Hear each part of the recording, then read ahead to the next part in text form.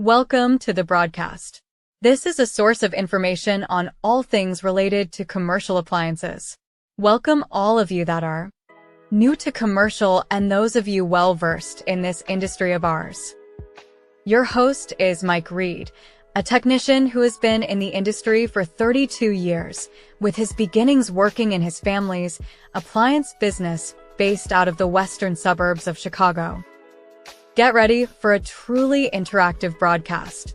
Have all your questions ready and prepare yourself to truly engage with Mike and discuss ideas on all things related to commercial appliances. Without further delay, here is your host. Fair use is a legal doctrine that promotes freedom of expression by permitting the unlicensed use of copyright-protected works in certain circumstances. Section 107 of the Copyright Act provides the statutory framework for determining whether something is a fair use and identifies certain types of uses, such as criticism, comment, news reporting, teaching, scholarship, and research, as examples of activities that may qualify as fair use. Section 107 calls for consideration of the following four factors in evaluating a question of fair use: amount and substantiality.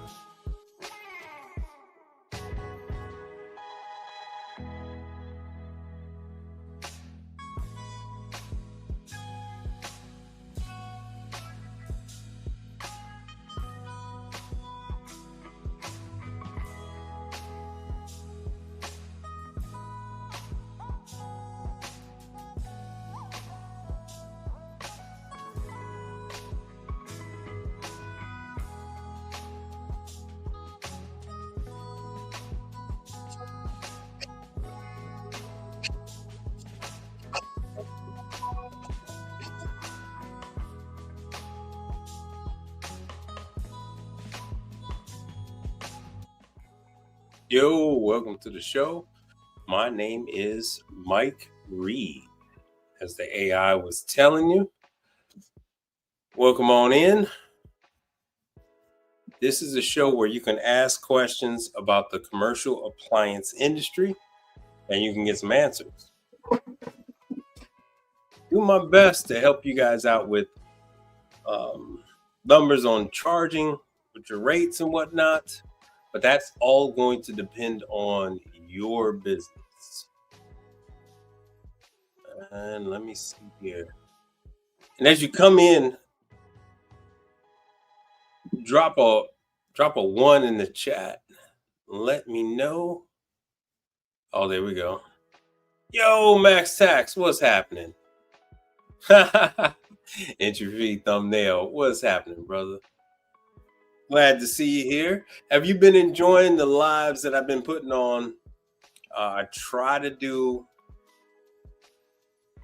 try to turn on the camera and let you guys experience from the time you pull up everything. There's no editing. There's no chopping up of the video. You actually seeing what I'm going through, the trials and tribulations of what it's like going through a service call and trial and error and seeing what's going on, finding out what kind of problems that you're running against. It's not as cut and dry as you guys fantasize about. unfortunately. Yo, hey, I finally figured out that you Mr. O. Mr. 0781. Yo, I love your work, brother. I do appreciate you. And I don't know if you're aware, but I do comment on the vast majority of your videos. I haven't in the last like 6 months. I've been busy. But Mr. O, your editing skills are, second to none. Second to none, brother. And yeah, as Max Sax say, build the plane as you fly it. And that's typically what it is. A good example of that is, well, all right. That's the other Mr. O. So that ain't.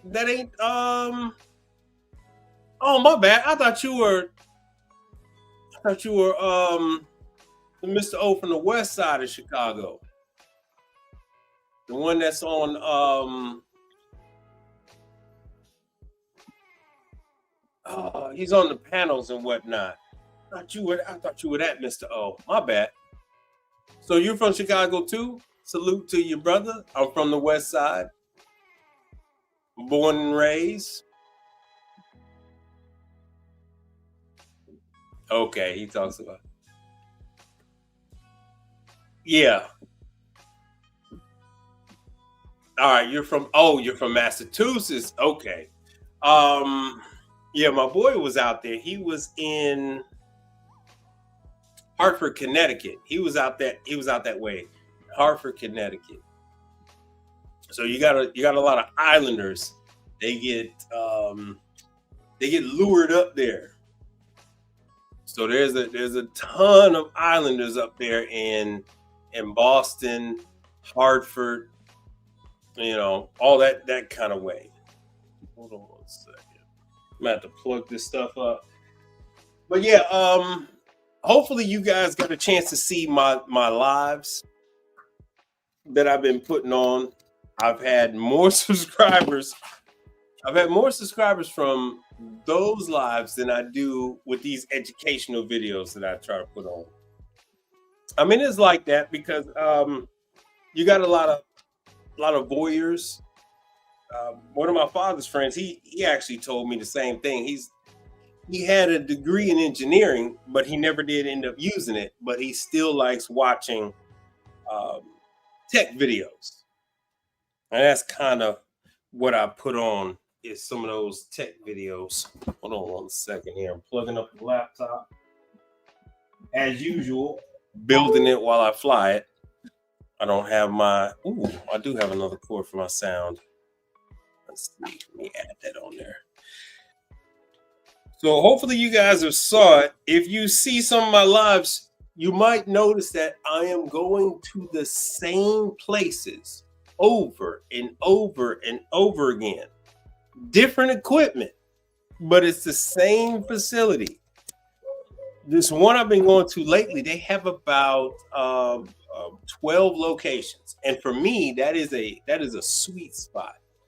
When they have between 9 and 15 locations, a one-man show can handle 9 to 15 locations. Once you get up to about 30, it gets a little dicey. It's a little dicey once you get up to 30. Hold on 1 second here. Ooh, you know what? I wanted to do some of the restaurant show. Is it Vegas? I think I'm going to start to include not just the pizza show, but the bar and the restaurant show. I think I do include the bar show in the annual conventions. The diner show. Let's see what that's going to be. So some of you guys can get exposed to it and close down some of this. Did any of you guys get a chance to see the lives? If you got a chance to see the lives, I can dive into some of that for you guys. That was pretty popular. I got a number of different subscribers off of that. How good of you to join us. So that was nice. All right, let me make this bigger.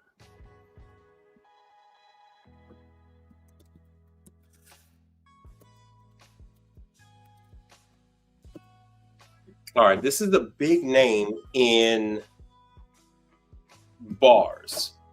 And this is Perlick. Perlick is out of Wisconsin. I've been dealing with Perlick off and on since I was about 15 years old. The people I was dealing with, they kind of oh damn, you can't see it. I'm sorry. The people I was dealing with, they kind of faded out, kind of retired. HVACR, what's happening? Welcome to the show.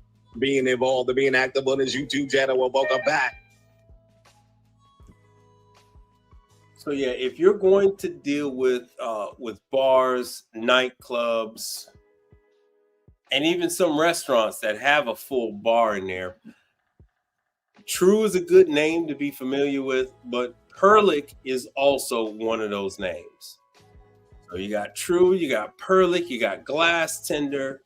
These are top when you're talking about bar back equipment, when you're talking about kegerators and that type of thing. These are the major players.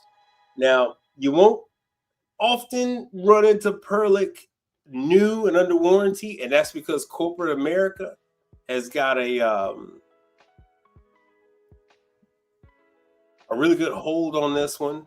Perlick is really lazy. They didn't want to spend the time to cultivate a new generation. So they just completely sold out. I'm trying to think if I know Uline, the granddaughter ended up taking over Uline. And I want to say Perlick did the same thing. It's funny because if you go to Wisconsin, Perlick is in the front, and then further back on the property, Uline has their office. So Perlick had this, I don't know if they still have it, but they had this real nondescript red brick building, and they're extremely difficult to deal with. Lazy, if you will. They used to have a binder full of training material. And I want to say 20 years ago, they kind of said, okay, we're done with this. We're not going to spend too much time educating the next generation. We're just going to have one service company pretty much take care of everything. And that one service company was Partstown. So they had Partstown handle the service, handle the parts, doing all the labor. And then Perlick went into overdrive mode with having, like on the dishwashers. It was news to me, but they had their own glass washer like 100 years ago. They had their own glass washer, and then they just said, "Forget it. We'll just let CMA do everything." So CMA pretty much dominates the glass washers for them. And for a time, that was I not only did refrigeration, but I did the Perlick glass washers. And I don't even see them with the rotating. They used to have the rotating glass washer. We had a lot of problems with that carousel glass washer.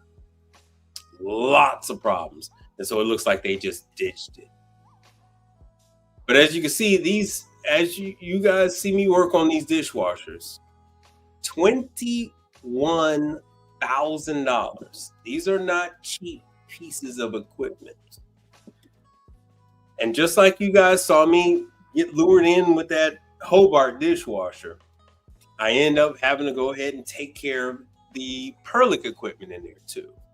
And that's usually what happens to me. The OEM supplier usually sends me out to these clients, which is CMA. And CMA makes for glass tender, they make for global, they make for Perlick and these other ones. And then when I'm out there, the customer say, hey man, while you're out here, can you take a look at our refrigeration as well? And then that's how I get sucked into taking care of that kind of stuff.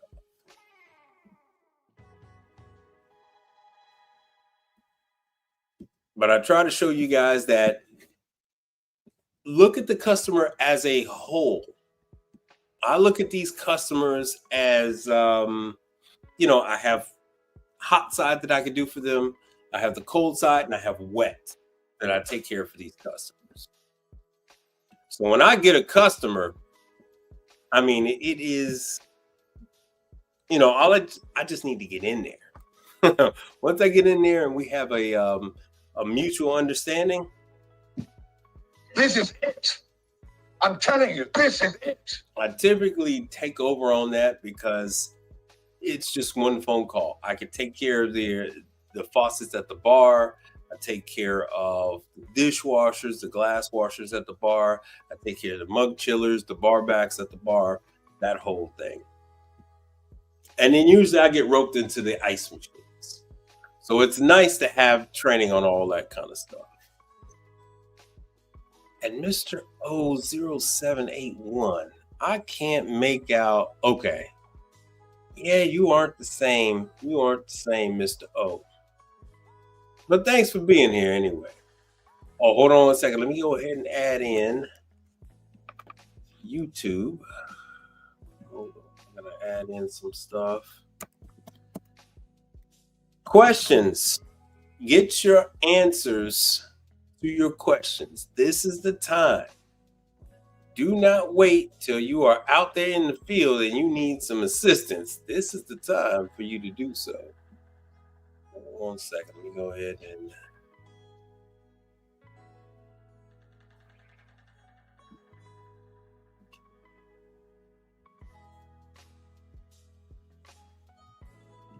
so you can see what we're doing behind the scenes. So this is what's going on. I'm trying to add you guys, make sure you guys are all included in this.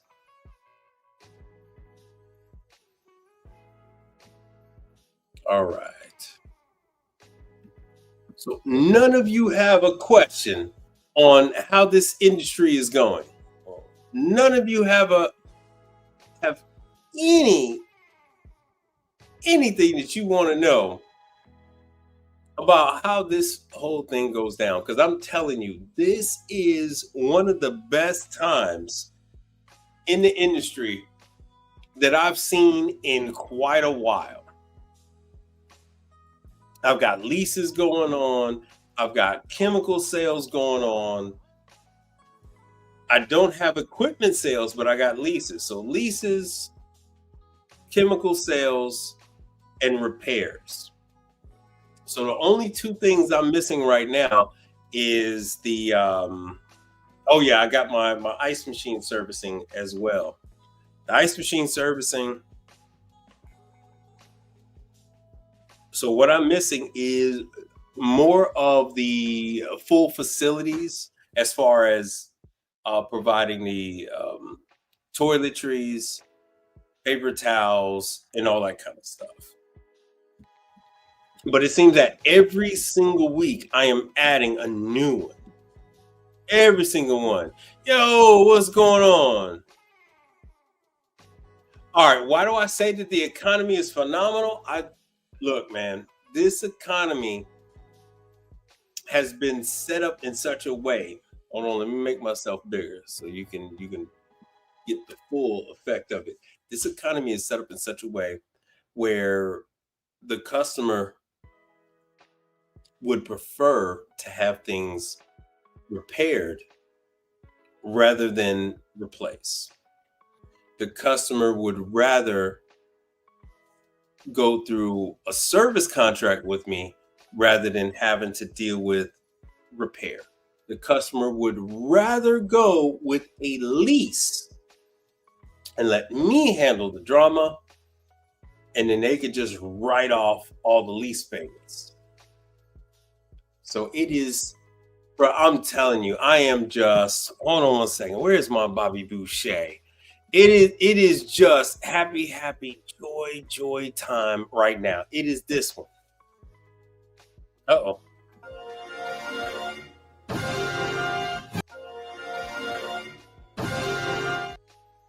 That's the emotions that I've been going through for the last couple of months.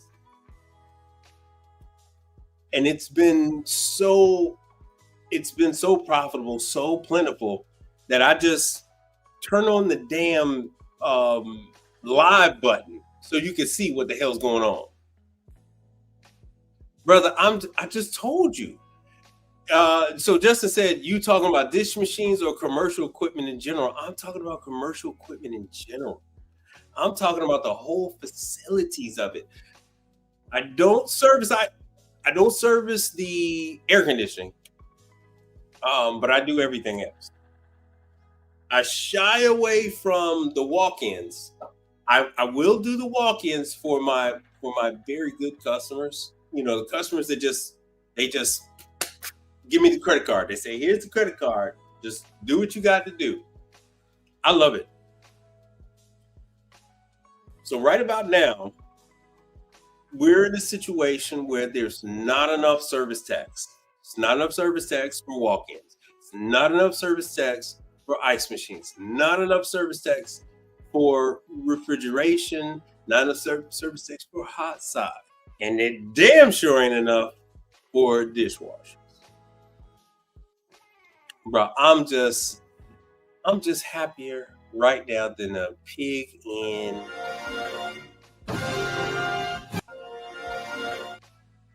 I love it. I love it.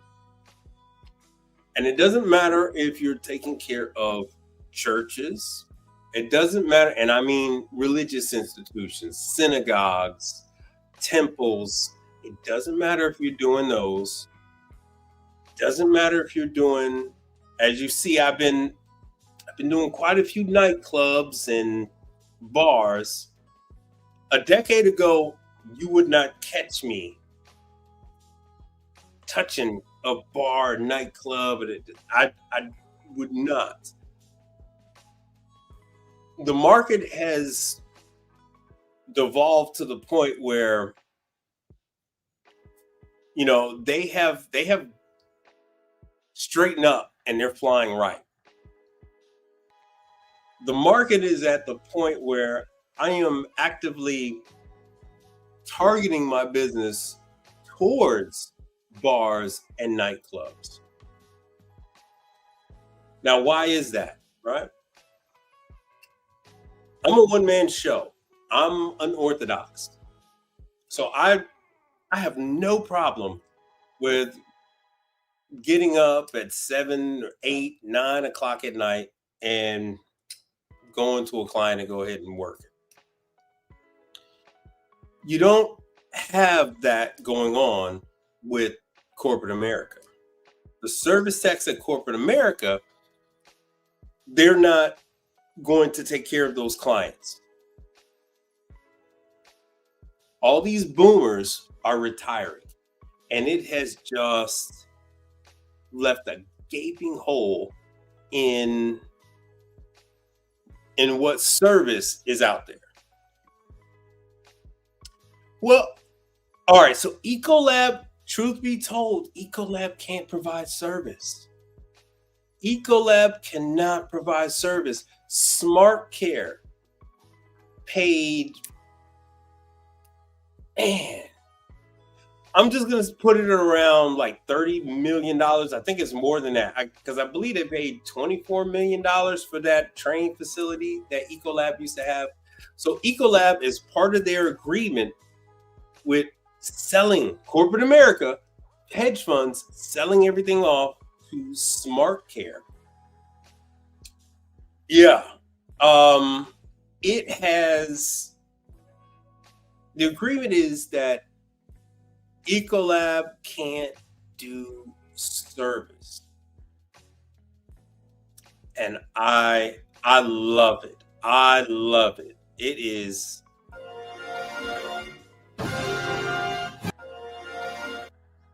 I love it. I love it. I love the fact that Ecolab reps will come to me and they say, "Hey, look, we can't do any repair on this equipment, and we've got chemical piling up. Can you help us?" And I've had a number of Ecolab reps reach out to me directly and just hand over all kind of business. And I feel kind of dirty about this one, because this guy handed me this account like 7 years ago, and now I'm going to completely take it over. I'm completely taking over this account.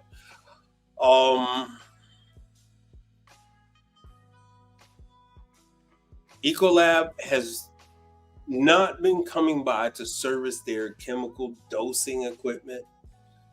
And so the equipment is not working. It's not putting detergent into the dishwasher. So the customer's like, "Hey, look, man, we got to have detergent in the machine.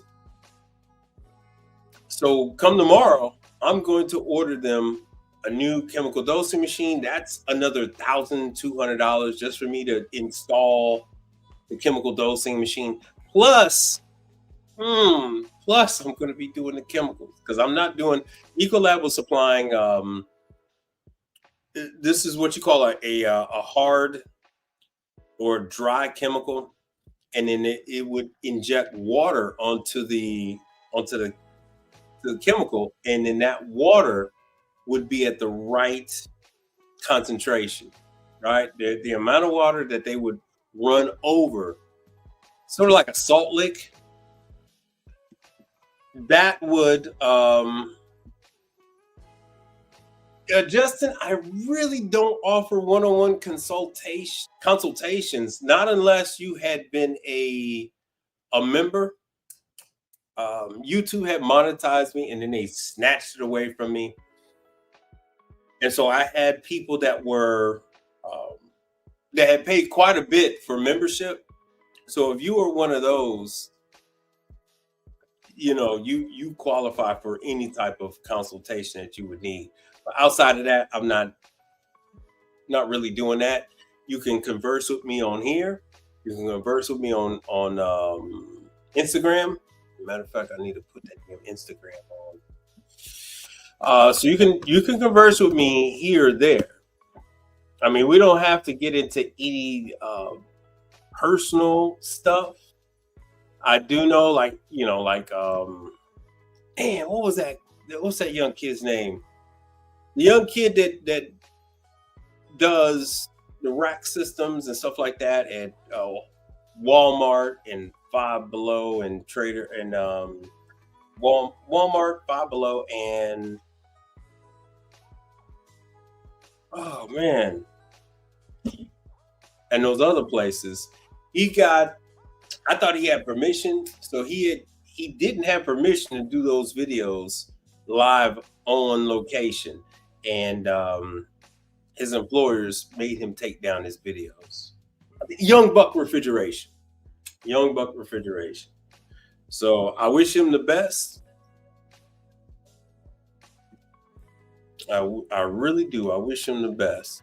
So Justin, what area, if you're in the United States, because I know some people are in Canada, some people are in South America, what area of the country are you in? Hold on one second.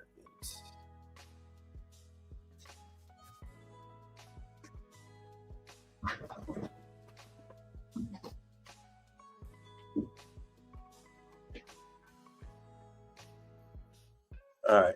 Oh, you're here with me. All right. You're here with me. Okay. So so yeah, that stuff really hits home with you. So you saw that I was doing some of the Woodrows and stuff like that. Okay. So, just so you know, so Justin, I do Woodrows, I do Lotus, all MF, Yeah, unfortunately, MF Sushi is closed down. So there were two MFs, MF Sushi and the other MF over in the Museum District. So that one's still around. Uh, I do all those popular trendy restaurants. That's me. That's me. So it's bragging, but it's bragging rights, but there's no money behind it. There's no money behind that one. It's just straight up bragging rights. So anybody popular that you've ever seen a on Instagram, YouTube, and all that stuff, where they're like interviewing people, they say, hey, what's your favorite restaurant? Those are all 90% of those are the restaurants that I service. 90% of those. But yeah, you're talking to the right guy when it comes to Houston. So I don't know how long, Justin. How long have you been watching my content? Like a month, 2 months, something like that. I wish I could put on some of this stuff. I don't have it. I don't have a lot of this stuff. I need to put on the, you know what? I'll probably put on some of this training videos while I do this. I do the hotels. I do hotels. I do schools. I do heathen behavior equipment, your places. I do nightclubs and bars, schools, churches, nightclubs, bars. I do hotels. Of course, I do fine dining, and I do hole in the wall shithole restaurants, places that like people should not be eating at, but it's beloved by a certain community. I don't know why. Oh, nice. Oh, cool. All right, that's nice. I think you might have commented like some years ago. Yeah, I'm still here.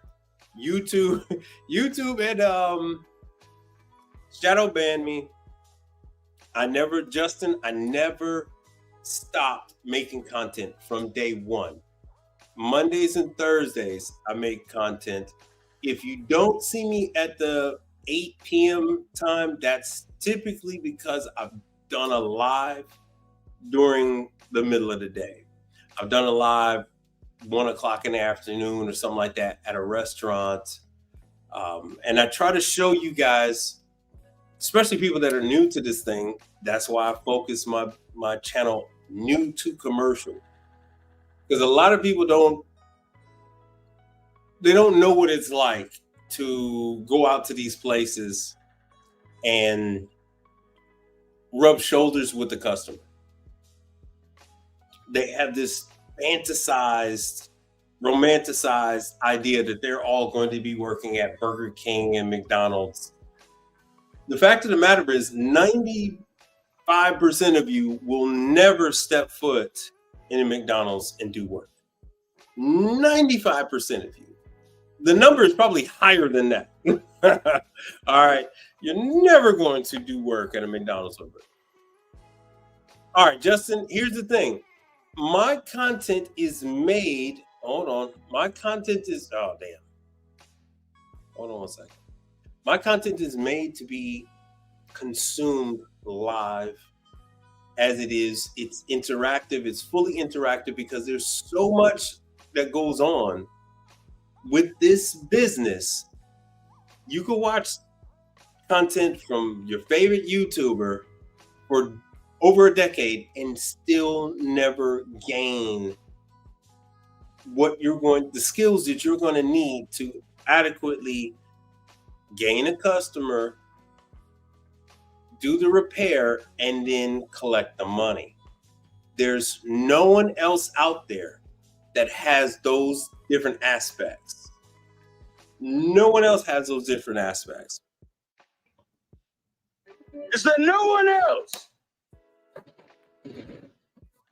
It's not out there because, like Young Buck Refrigeration, you know, the vast majority of these guys, they all work for somebody or they're the owner of the company, and they're scared shitless that they're going to let out some information, and you're going to go ahead and backdoor them, and then go ahead and approach their customer and say, "Hey, I'm dirt cheap, man. You need to come and yeah, I'm cheaper than the other guy you're using." Fun fact: cheapest does not win out in this business. The cheapest will not win out in this business. There's a lot of race soldiers that's out there, suspected supremacists that are like, "Oh, well, he's going to bring the market down and all that." It doesn't work like that. It doesn't work like that. A service tech can go out there and let's just say like the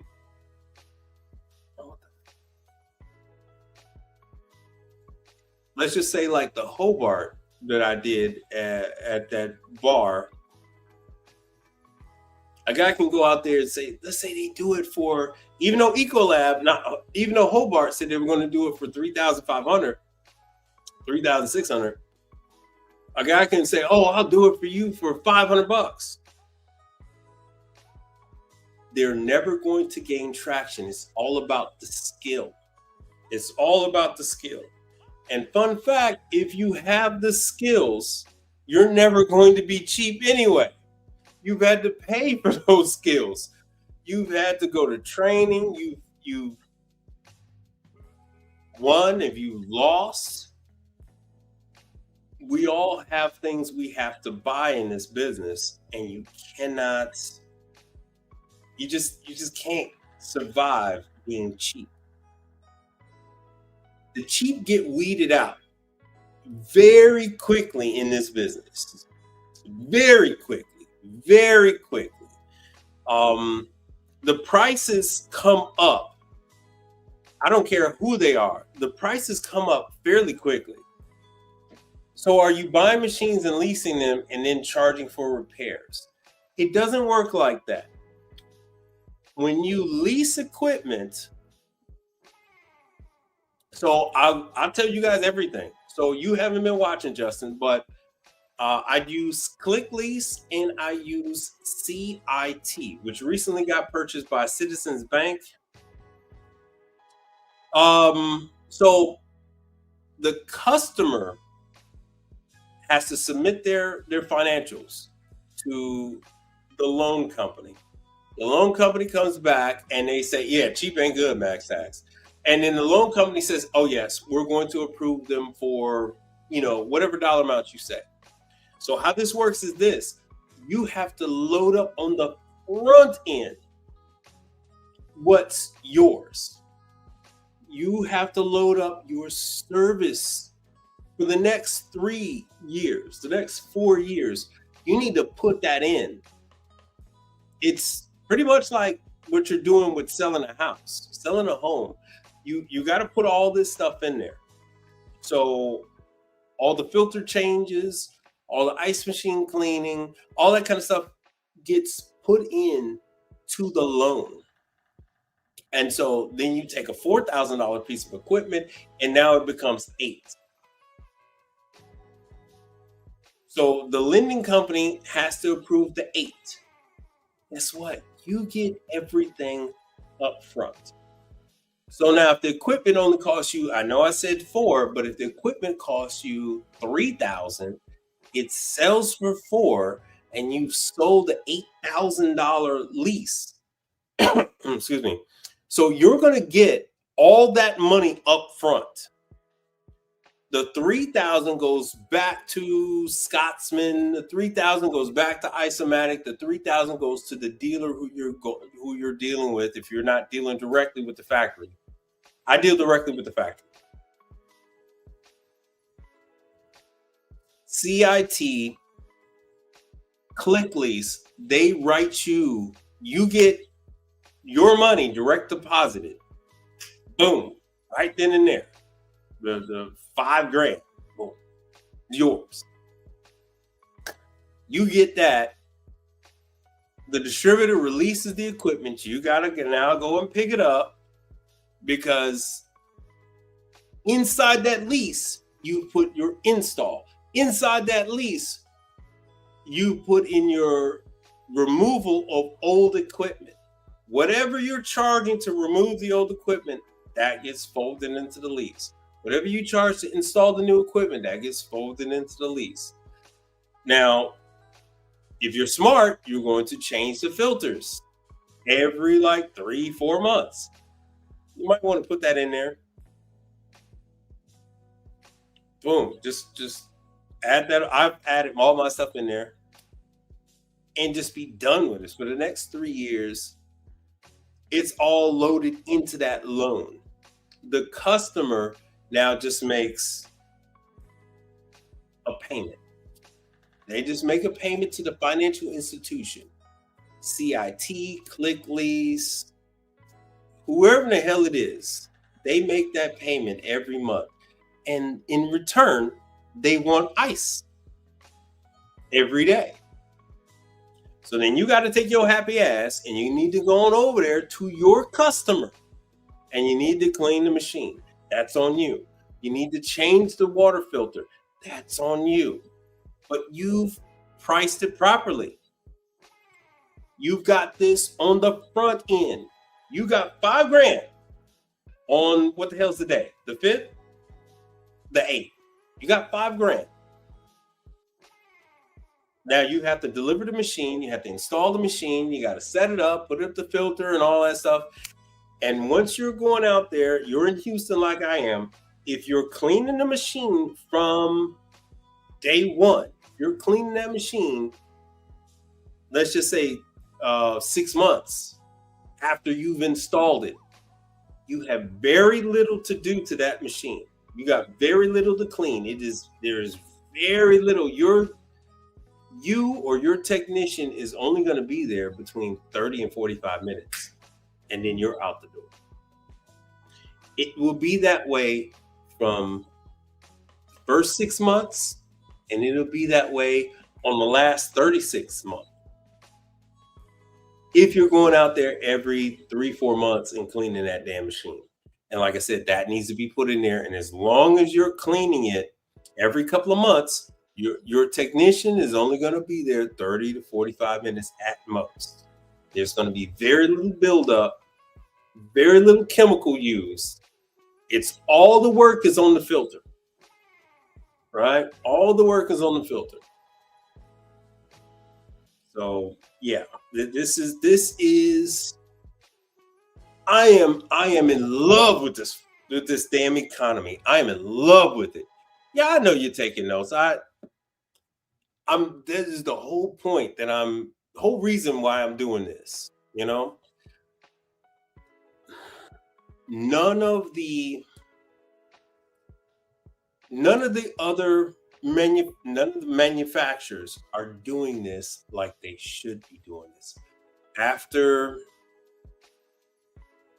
the Korean War, after you had World War II, you had the Korean War, you had Vietnam. After those confrontations, the US government had trained a ton of technicians. It was a skill that was taught to the Marines. It was a skill that was taught to the Army. It was a skill that was taught to Air Force, military. Every branch of military had, I forgot what it was called, but they had, this learning, this conference, this every branch was taught, right? They had their own guys that did the laundry, right? So when there was something wrong at the barracks and the washers and dryers were messed up, they had their own technicians that were taught how to work on the speed queens. And when those guys rotated out of service, they came home and then they in turn had a speed queen or a Maytag service company. They had a speed queen or a Maytag laundromat. They had a Maytag or speed queen appliance store. That was something that was a thing. Up until about the late 90s, that all died out. And then what happened was the US government outsourced. They outsourced all of that stuff. They outsourced it to firms, and they outsourced it directly to, Speed Queen and Maytag and Whirlpool and stuff like that. And then they started shipping over sea containers full of equipment and just one technician. And then when there was a problem and the guy had like a lot of work to do on a piece of equipment, he just swapped it out. He just went into the sea container, got another wash machine, and then replaced the damaged washer with a brand new one from the sea container. That ended up killing the pipeline of technicians to the non-military world, right? And that's how auto mechanics used to be. Diesel mechanics, they would get their start in the military, and then when they came out of the military, they would start their own business. So now we don't have that anymore. These companies like Perlick got extremely lazy, and they didn't want to teach you guys. So now it's left up to people like myself to introduce this business to you guys, to let you know what's going on, where to get the training. You're not supposed to come to me to get the training. You're not supposed to come to me for the tech support. You can go right to the manufacturer. The manufacturer is still set up to provide tech support. Half of them have gone to Partstown and let Partstown become the master distribution. You call the 800 number and it actually goes to Partstown. That's what happens with Perlick. But even with that, you can still call them and they will walk you through. They will walk you through the issues. Hold on, let me try and let me see if I can log into. Whatever reason, my Instagram is like, Brother Frank, what's happening, man? Yo, glad to see you, man. I'm sorry I haven't get a chance to talk to you on the shows, because normally you chime in like 5 minutes before I'm ready to go. But hey, Brother Frank, thanks for being here, man. Number one contributor to the show. Hold on 1 second. Let me do this here. See if I can stream. Let my Instagram people know. Oh, yeah. All right, cool. Yo, Instagram took so much from me. Instagram is not. Yeah, brother. I know I've been busy my damn self. I try to let them see what it's like from the time you pull up to the time you put your tools on stuff, what you got to go through, the customers moving around you, their staff, and all that kind of stuff. I don't really get a chance to show the customer like in your ear saying, hey, when's this going to get fixed, all that kind of stuff. But everything else, I get a chance to show. Oh, okay. Oh, nice. Hold on 1 second. Let me see if I got.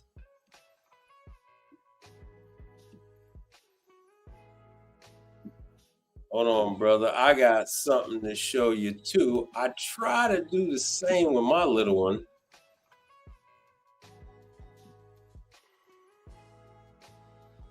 All right. Stop that, and I'm going to show. Hey, and for the rest of you guys, keep the questions coming, especially Justin. This is what I'm here for. I'm here to answer the questions. I'm here to answer your questions.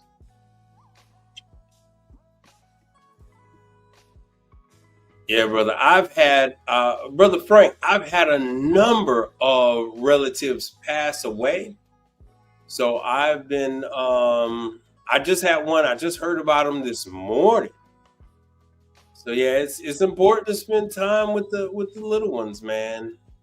Where the hell is this damn picture? There it is. There it is. Oh, hold on a second. Oh, okay, cool. So here it is. I've been trying to spend time with the little one. I took her to I have an airport right around the corner. You can't really see her in there. Hold on. There she is. So this the little one. I took her over there to have a flight. I got an airport right behind the house. Because it's crazy that I'm involved with I was involved with aviation, and yeah, she was pissed at me for taking a picture. She was pissed at me. Oh, bruh, hold on, I get to that. Oh, just all right, man. Thanks for swinging by, brother. I appreciate that, man. Yeah, I try to take the little one. I have background in aviation, and I really wanted her to. It's crazy that I know how to fly a plane. I worked for the airlines when I was in my 20s, right after I got out of college, and my daughter is afraid to freaking go on an airplane by her damn self. So I had to try to, book her on some flights with the Cessna 150. Well, that's not a 152. That's a Piper. I tried to book her on some flights, so she can get a little comfortable with it and not be afraid of airplanes, because my daughter was afraid to get on a freaking plane. Yeah, this is My daughter was afraid to get on a freaking airplane, believe it or not. But yeah, so now you've seen it. So there she is in the plane, and then there she is taxiing down the runway. So I try, if I don't make it to next year, at least I've done some things with the little one. She'll have some memories of me making sure she's done some things. So she was a little upset that the AC wasn't working on the airplane. But yeah, there she is. She was a little upset. She was upset about her hair. She was upset about her damn hair. Oh yeah, so I got to see her flight pattern. We had weather down in Galveston, so she didn't get a chance to go over Galveston because of this, what we see over there. But she got a chance to fly around and got a chance to experience what it's like to at least maneuver the plane, that kind of thing. But yeah, Justin, back to you. Okay. So Justin, what equipment I work on? I've been in the business since I was 15 years old. I'm now 49. I'll be 50 in a little bit. I work on laundry, commercial laundry. I work on commercial dishwashers,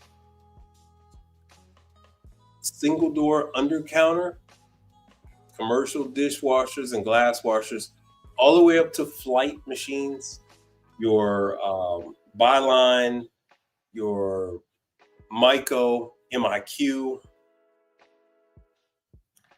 I work on ovens, combis, BKI, Yorick,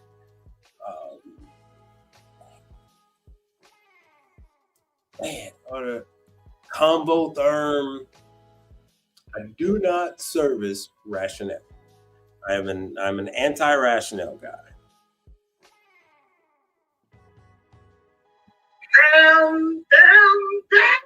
I do warmers and steam kettles, clamshell griddles, pizza ovens, conveyor pizza ovens, deck ovens. I do refrigeration. I don't like doing walk-ins because the walk-ins, they take up too much of your life. As you see, I got a young one that I'd like to spend time with. And when you have a walk-in, you get met with text messages like I got this morning. Hey, Mike, the walk-in is down. My response was, call your usual guy. You got a guy. Call him. I do your laundry. I do your dishwashers. I do your refrigeration. I do your chemical service. I don't need to do your damn walk-ins. Reason why I don't do walk-ins is, like I said before, it takes up too much of your time. If the walk-in goes down, you got to drop what you're doing and take care of the walk-in. I don't want to live that kind of life anymore. If I were to add a couple of guys, at least two, if I add at least two guys, I would pick up more walk-in business. But until I pick up more than one guy, I'm going to stay focused on everything but walk-ins and air conditioning. I don't do AC. But other than that, I do meat slicers. I do bone saws. One of the things you can add to the list of stuff I don't do is I don't service Hobart mixers. I can do global mixers. I can do prep all mixers. I do not service Hobart mixers. So you're not gonna. I do Volrath. I do Volrath mixers. I do, yeah, I'd say global earlier. Global, Volrath. But I don't do Hobart mixers. In this market, the market that we're in, Justin, there are a ton of guys who are former Hobart technicians that are taking care of that stuff. You got a bunch of former in-house techs that are trained and they have all the equipment for that kind of stuff. They got warehouses. Clients have already told me that, they have warehouses up north in Spring and Conroe where they have a number of mixers, so many that they can provide a lending unit of sort of a lending, so they can take a mixer from their customers. So they got to go ahead and take the floor jack and they got to go ahead and take that sucker and then use the lift and get it onto the truck. And then they take it back to the warehouse. But before they leave, they go ahead and leave the customer with a loaner mixer. I'm good. I don't need to get involved with that. I don't need to get involved with walk-ins. I don't need to get involved with AC. So outside of those three things, I do everything else. And that's greedy enough for me. That's enough greed. I don't need to be any greedier than that, bro. No greedier than that. Yeah, Brother Frank, man. Brother Frank, hold on. Let me play Brother Frank's video.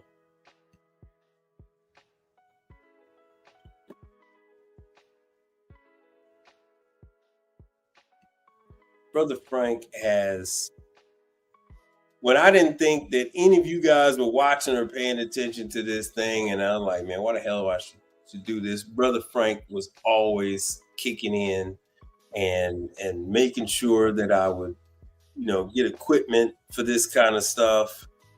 This guy gets it. Brother Frank wanted to make sure that you guys get this information, And I want to thank you to the rest of the contributors too. Michael Adams has been big lately. So I appreciate all you guys and all the ones that have been contributing on YouTube directly. Let me see if I can find some of this stuff.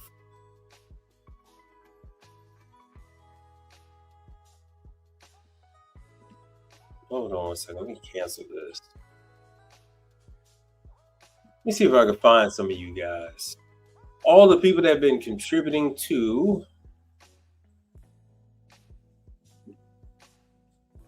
the stream. All right, let me see if I can find these contributors.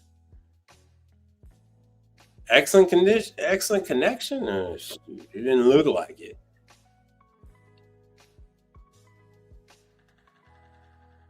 Hold on, let me see if I can find you guys. No, I'll do it. I'll do it another time. Sorry about that. I'll do it another time. But I've been surprised at the interest that you guys have had in some of the things that I've been going through, man. Yo, SEBA 44 would love to get started on commercial in the Dallas area. Dallas is the launch area. Just like we have I'm from Chicago, and we have a chain that came down, not Lucky Dog, but Portillo's. Portillo's didn't come to Chicago first. Portillo's went to Dallas first. Chick-fil-A is in Dallas. Every time I go to training is in Dallas. Not Middleby, but is it Middleby that's in Dallas?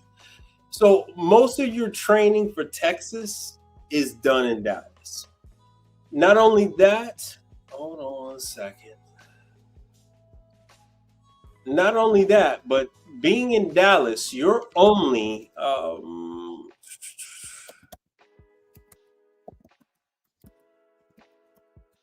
Frosty Factory is down the street. And when I say down the street, I mean, like 2 hours away.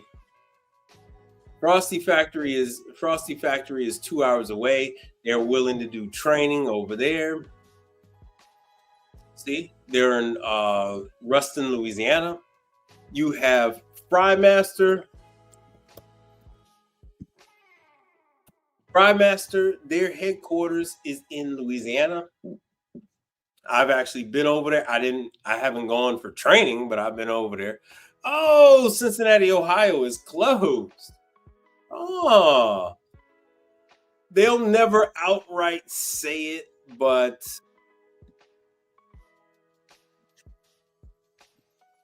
they appreciate, shall we say, they appreciate me putting the Frymaster stuff out there. So they've actually sold out the classes in Ohio. That's nice. That's hosted by Tech 24. So here you go, Rosedale, Maryland. Now, these are not entry classes. They are considering doing some entry level classes for Frymaster. You guys need to express to them the need on that.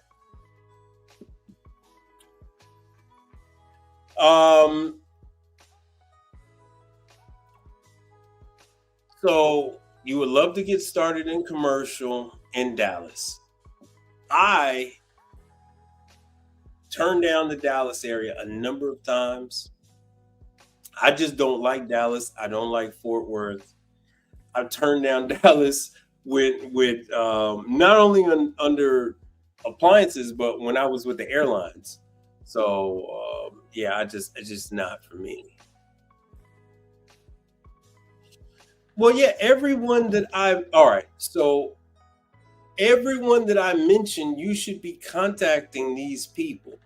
Everyone that I mentioned, you should be contacting these people. And not just that, you are not that far from XLT ovens. XLT is in Kansas. Hold on a second. Is it under news and events? So XLT is that's your Pizza Hut, that's your Little Caesars, Well, it's Little Caesars, Domino's. That's more pizza chain that starts with an M. Yeah, they're in Wichita, Kansas. So Wichita, Kansas isn't that far from you. And once again, these classes are free. The Fry Master classes are free. All those classes are online. You must take those first, and then they'll allow you to go to the the in-person. The in-person classes for Fry Master, as a newbie, you're not going to learn anything. Those classes are gauged for experienced technicians. It's all about what to sub out. What the hell? Oh, yeah. Marco's Pizza. Yes. Yeah, for a second there, I was like, what's he talking about? Yeah, Marco's Pizza is one of them. So it is the pizza oven of choice.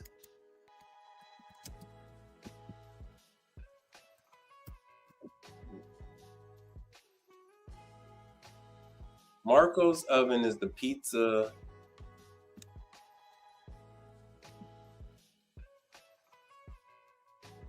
What the hell? Under threat. Oh no. All right, hold on one second. Let me kill that. It's rare that you find a virus with Marco's Pizza. I mean, it's rare that you find a virus with oh, that's why. Somebody fed ChatGPT this trash.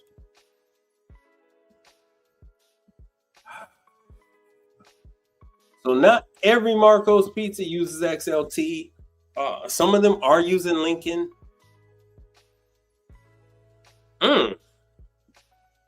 Okay, ChatGPT. You got to go into ChatGPT and tell it that those are sending on over to malware.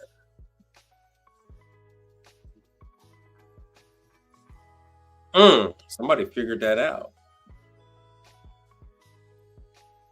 This link is not safe. Yeah, it is not safe. I need to use another browser. I need to use another AI browser. That's what I need to do.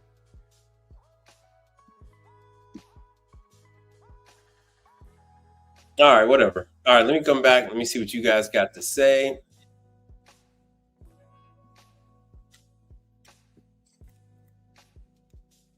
Let me cancel this.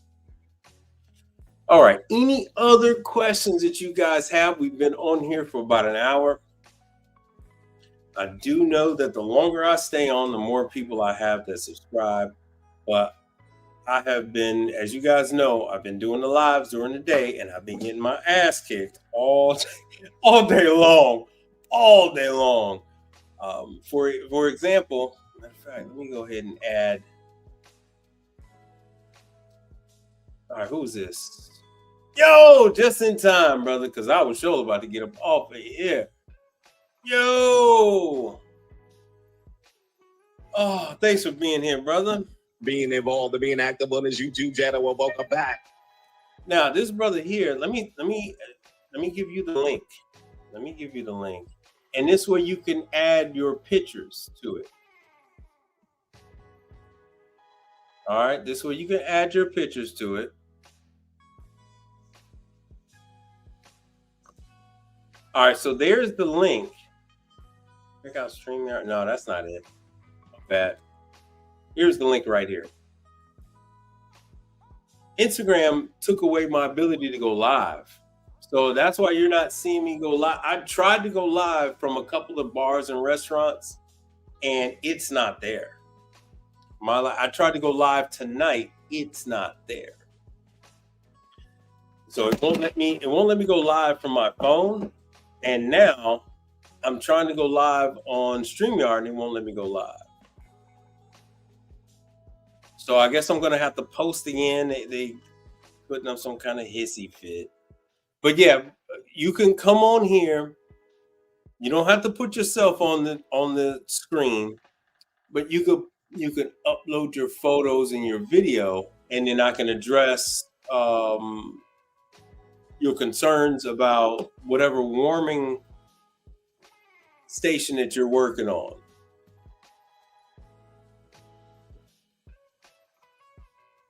So let's see if he comes up. Let's see if I can do.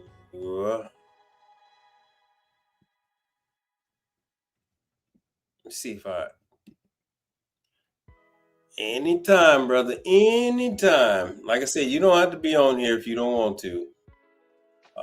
But just put your information up there, and then I can put it on the screen, and we could try and dissect and see what's going on with what you're dealing with. Because I've been going live almost every day. Today my battery was low, so I wasn't able to go live today, and it was going to be a real bad video because I was working inside of a mug chiller, a Perlick mug chiller. So it was going to be dark. It was going to be dingy. It was going to be ugly angles. There we go. All right, brother Terry. Yo, I got you, brother. You can hear me? Yes, sir. All right, brother. Now, All right. Yes, sir. Like, I got you, brother. what's his name? What's your? You can hear me? Yes, sir. Oh, you're gonna have to turn off. You're gonna have to turn off All right. Yes, sir. like, I got you, brother. or turn the volume down. You're gonna have to turn the volume down on the YouTube. His name. Yeah, I'm about to mute it. Yes, sir. Oh, Yeah. yeah. Okay, go ahead. I just muted it. Man, what's your query? Say that again, Mike. What's my who? What's your query? Oh, yeah, right. I got a lot of questions. Yeah, I saw him on Peacemaker the other day, and I was like, yeah. So what? All right. So you're working on a 5-position warmer. It's 4. I think it's 4 in there. Yeah, it's a 4-channel. So 4-position warmer. It's gas. Right. All right. I've never seen that before. So it's gas. It's 4 positions, and you don't know if it's a Duke. You don't know if it's a Serve Well. You don't know if it's a Wells. You don't know what brand it is, huh? Correct. Yeah, there's no brand on there in the front of the photo I sent you. I Right. checked underneath, but I didn't pull it out to check the back. It's typically not going to be in the back. It's typically why they do this, I don't know, but inside the front panel. Mm-hmm.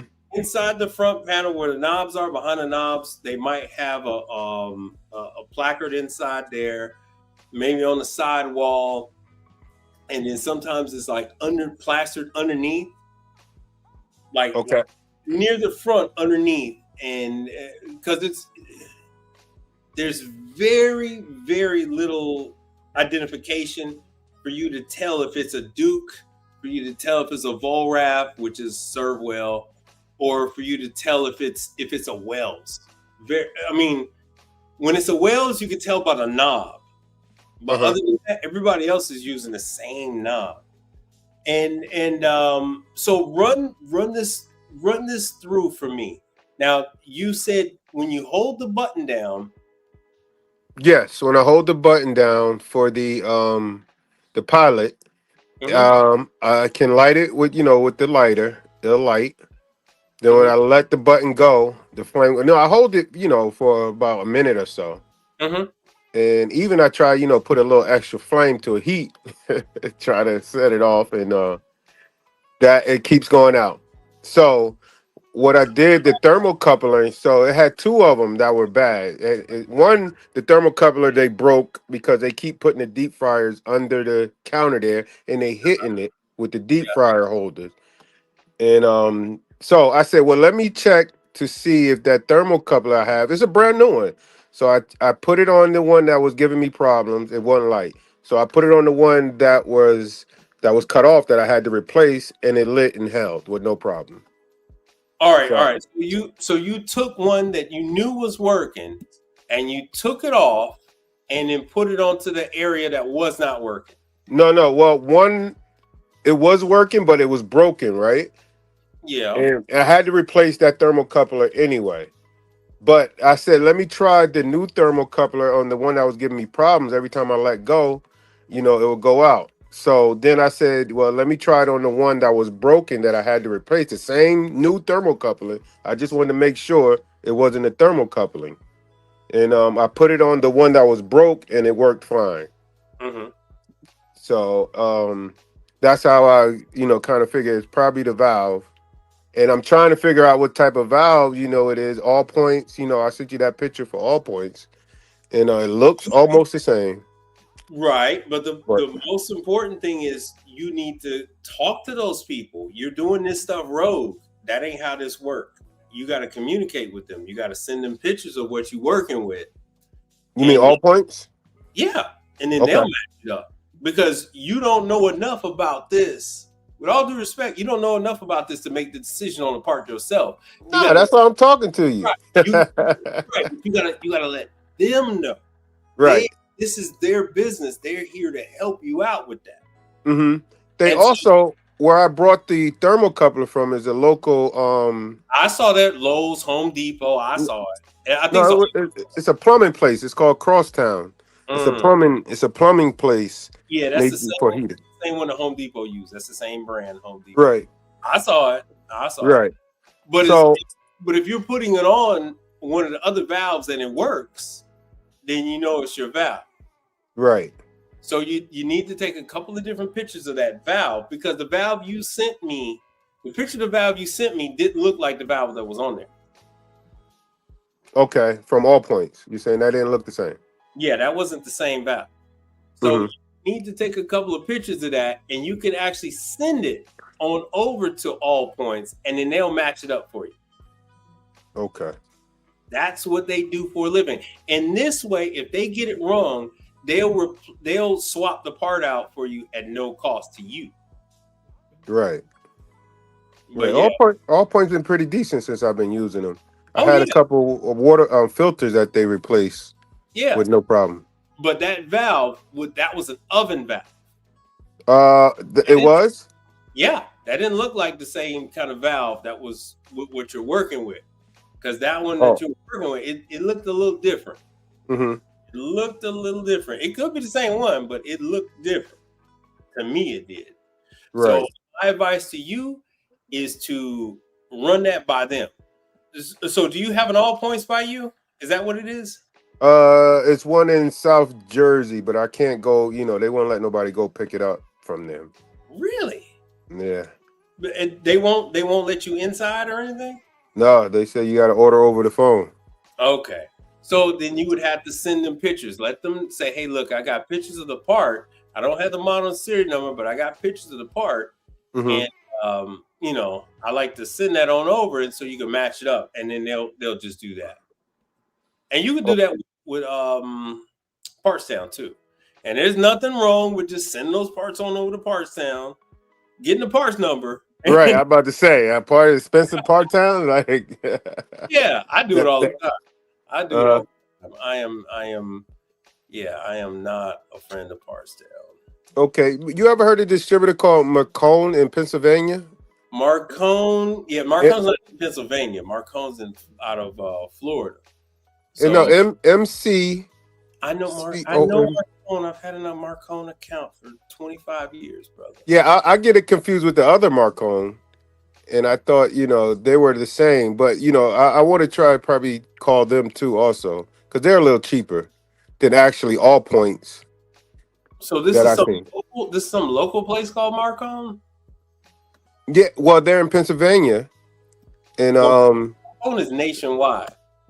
No, you think of MAC? Are you talking about Marcone? MACONE? Yeah, MACARONE. Yeah, that's a different Marcone. See, it's Macone that I'm talking about. MCCOMB. Oh, that's Macomb. Yeah, Macomb. Yeah, okay. That's Macomb. That's different. Right. That's a I believe Marcomb is an AC supplier. Mm-hmm. Macomb. Yeah, Macomb is not Marcone. Right. And I just filled out the application for them to always late to the party. Always I didn't told Better y'all than never, though. Better than never. with everybody. Because see, remember, I don't know if you remember, but Macomb hosts ice machine classes. Okay. Yeah. So Okay. if you had been Yeah. following, Macomb hosts ice machine classes. So Mhm. let me see if I got see when it comes to manufacturers, they got the Supco. I gave you guys a whole thing about the Supco. And then they had what is Macomb? I think they're doing Scotsman. I think they're doing some Scotsman classes or something like that. But it'll be coming up. As soon as the training classes come up, you'll see Macomb pop up. So Macomb is a distributor for one of them. And like I said, they have Packard parts, Robert Shaw, they got Supco. So yes, these are that part that you're looking for is a Robert Shaw part. Okay. I don't know if you noticed that. It's a Robert Shaw part. So when you buy it through Macomb, Mm-hmm. it's going to be less expensive than Parts Town because it's the manufacturer put a markup. They put a markup on it, so you'll see it. Yeah, and so yeah, just like CEO Jake said, yes, they're in Lancaster, Pennsylvania. Yeah, so they do training classes, but they will give you the Robert Shaw, the OEM supplier, just without the parts markup on it. Okay. Yeah, just without but since you don't have the manufacturer's model and serial number, you're gonna need pictures of that valve. On the valve, there's indications, there's numbers on that valve. So I'll show you because there's a number of different ones out there that allow for the gas valve to stay open, the millivolt charge, and all that stuff. Right. I wish I can. I wanted to take the valve off, but I was scared that somebody might hit that knob and shoot gas through. No, that's the whole purpose of the valve. Without the valve, there won't be any gas coming through. I mean, you could cap it off on the inside, but yeah, that's the whole point. You're supposed to hold down that valve, and then it will send that gas. You know, as long as you hold it down, it's going to allow gas to come through. Oh, damn it! It's going to be hard. Let me see here.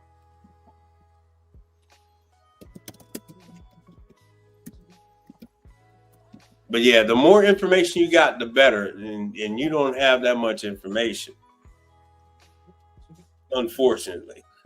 Right. I'm gonna try to go back tomorrow and take that plate off, take those knobs off. Well, you got those valves right there, so you know you can put your phone up under there, and the valve is usually wrapped. The model number on that valve is usually wrapped up on the brass body part. It's on there, and with that number, Macomb and everybody else can match up which Robert Shaw part that is. So that's another option that you got. Gotcha. But yeah, this is all going to be diagnosing on site. It's really difficult to try to tell somebody over the phone what it is. That's the difference between residential and commercial. Yep. Yes, sir. I'm learning. Let me see. Yeah, it's because I know you're like, oh yeah, I'll just change everything. I'm like, oh, okay, all right, okay. Good luck on that one. Yeah. Let me see. Macomb and Sons. See, that's coming up now. That's a funeral home.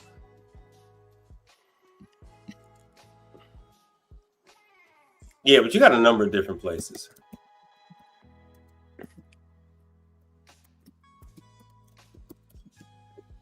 You got a number of places, but yeah, like I said, without seeing it, and I've never seen a gas one. I've never seen a gas one. Really? Never seen it. We're in two different markets.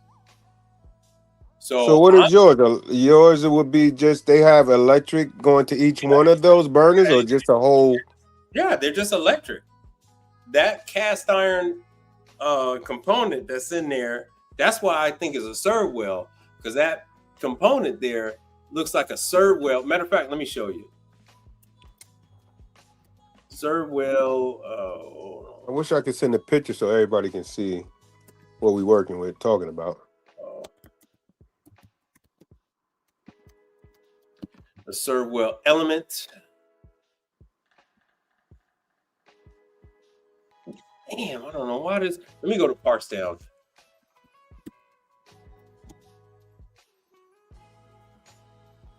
So with those things, they're all stainless steel. It's extremely difficult to tell like what kind of age it is.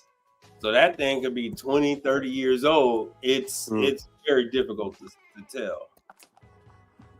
Yeah, it definitely got some age on it though. Yeah. Well, it's in the environment where they're taking a beating. Hold on, man.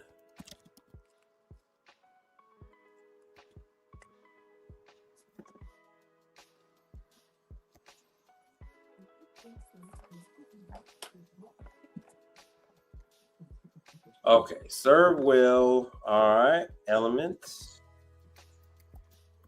Let me see if this comes up now.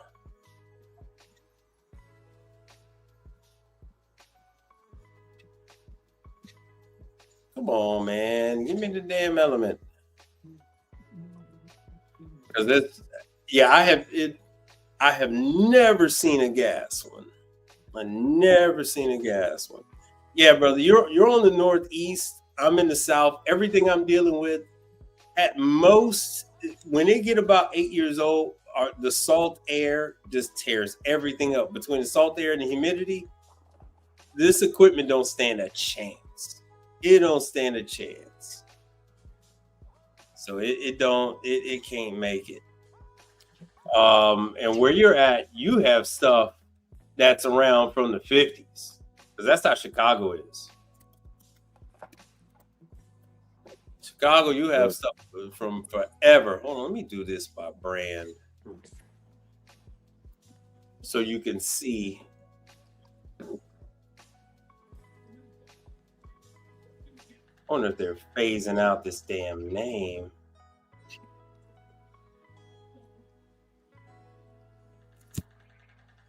All right, come on, man. Yeah, I've never seen a gas one. This is crazy.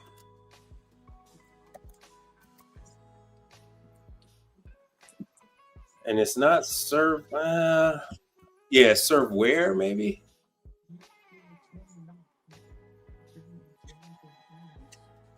Not serve well.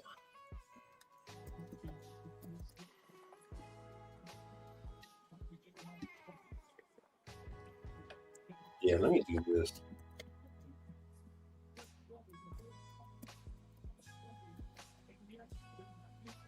Let me do this on the Volraf. Let me see if I can find it. Yeah, it is serve well. That is. So that's the name that Volraf uses. Mm-hmm. But you got, like I said, you got that one in Duke, and they damn near use the same knobs. Hold on. I might have to just do this. It's called an air warmer. Or steamer. I don't know. Yeah, they use it interchangeably. Don't worry about it. They use it interchangeably. So see how this looks a little more familiar. That's the one on wheels, but they had the other one where it's like on legs. Mm-hmm. They're changing them a little bit, but yeah, like you said, there's the 4-position one. There's what they call each one of those that holds food. They call those the wells.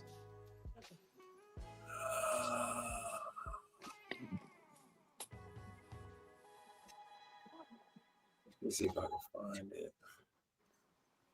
But the reason why I want to think is a serve well is because of the style of that burner. That's what the serve well.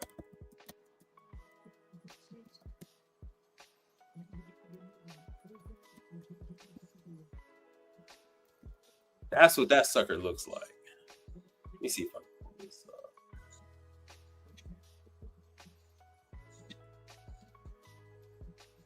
All right, hold on.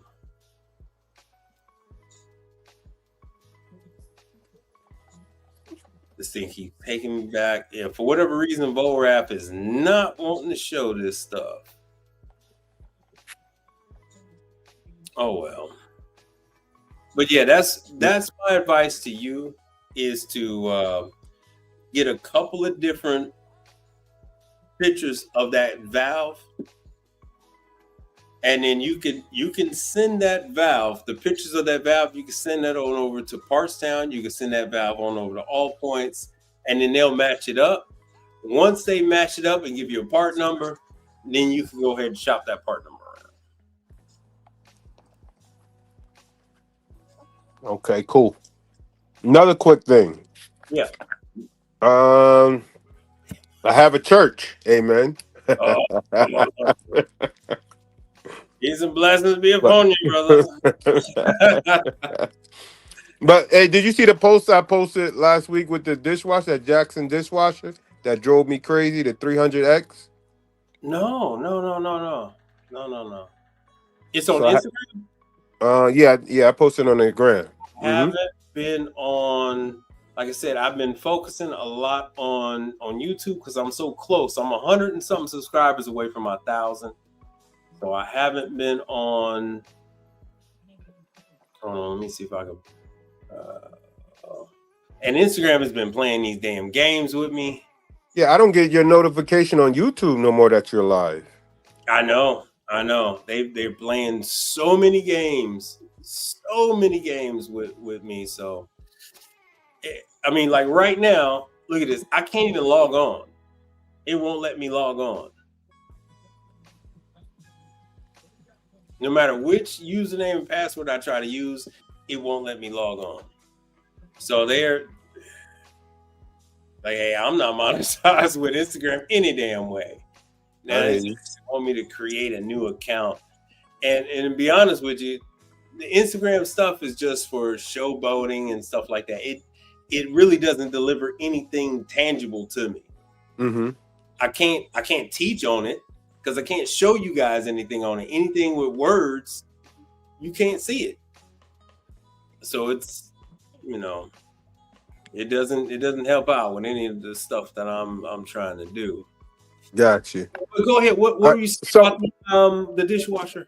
Well, the dishwasher is repaired. It was the little the original complaint was she called me saying my dishwasher is leaking from the front, and I was like, okay. Oh, I did see that. You were missing the end pieces for the washer arm. Yes. You were. I'm trying to tell you, some of this stuff is really simple. It's really simple. So yeah. You never did find it in the dishwasher. No, I never found it in the dishwasher. Let me tell you what happens. The employees find that stuff in the dishwasher. They freak out. They don't know where it come from, and they throw it away. Yeah. And without that little end piece, as you see that water with all the force, because there's no motor, there's no wash motor. It's not like a residential dishwasher where there's a motor that turns the arms. This is only propelled by the water. Mm-hmm. The jets that are shooting out, they turn the motor. They turn the wash arms. And so that water just comes shooting out, and it'll hit the sides and just come running all out the dishwasher. So I'm thinking, right, the doors had, the sliders on it too. They're not called sliders, they're called damn. And I can't think of it. Right. They're not called door gaskets, they're called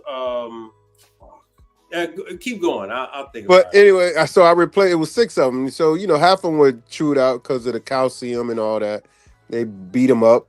So I replaced 6. I replaced all of them. They were kind of hard. You had to bang them down, open them up, Mhm. bang them down, and I did all that. All 6 of them on top of the machine, banging it down, and I started up again, and it was fine. And then at the end, when it went in the rinse, it started leaking. Once that propeller is laid up in the front, it will start leaking. But if it's in the back where it's missing, it wouldn't leak, nothing, because of course it was shooting out the back.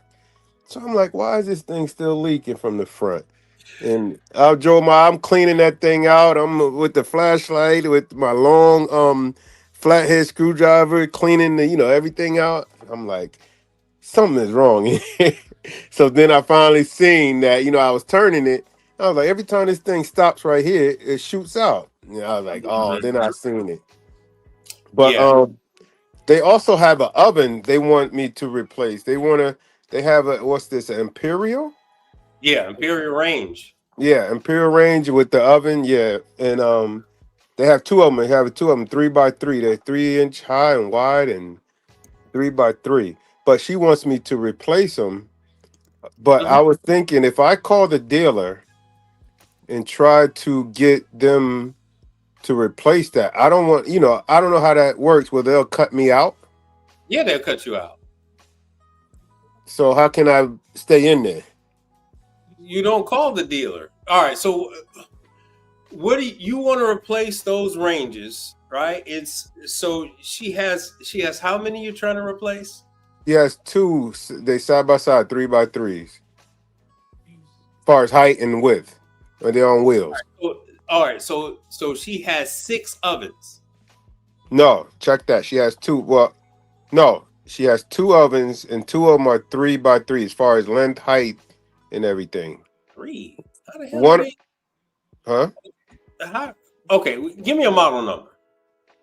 I didn't take the model number. You gonna shoot me? I didn't take the model number yet. This whole business is run off of model numbers. Right. But I'm just wondering, before I get involved in it, put any more time into it. Now I gave you a number. I gave you over there to Rich Malachi. I gave you the information over there to his brother-in-law. Remember that? Like a year ago? Rich Malachi. I'm trying to. No, but I'm writing it down now. Well, you're not gonna call Rich. It's Oh, 24/7. Remember, it's 24/7 appliances over there in Long Island. So since then, Rich bought a couple other companies, but I gave you his number over there. And so you can call them up. So how this works is you're supposed to like I told you, get set up with all these accounts. You don't wait until you get a customer and then get set up. You get set up first. And then when you get a customer, all you have to do is you can actually call Imperial or you can call Rich and you tell them you're looking for this particular model number. No one is going to take you seriously without a model number. mm-hmm. You got to give them the model number. Mm-hmm. You got to tell them how many you're looking for. And then they will go ahead and give you the price. They'll go ahead and give you the price of it. So you see the screen right now? Yes, sir. So it is it like this? Hold on.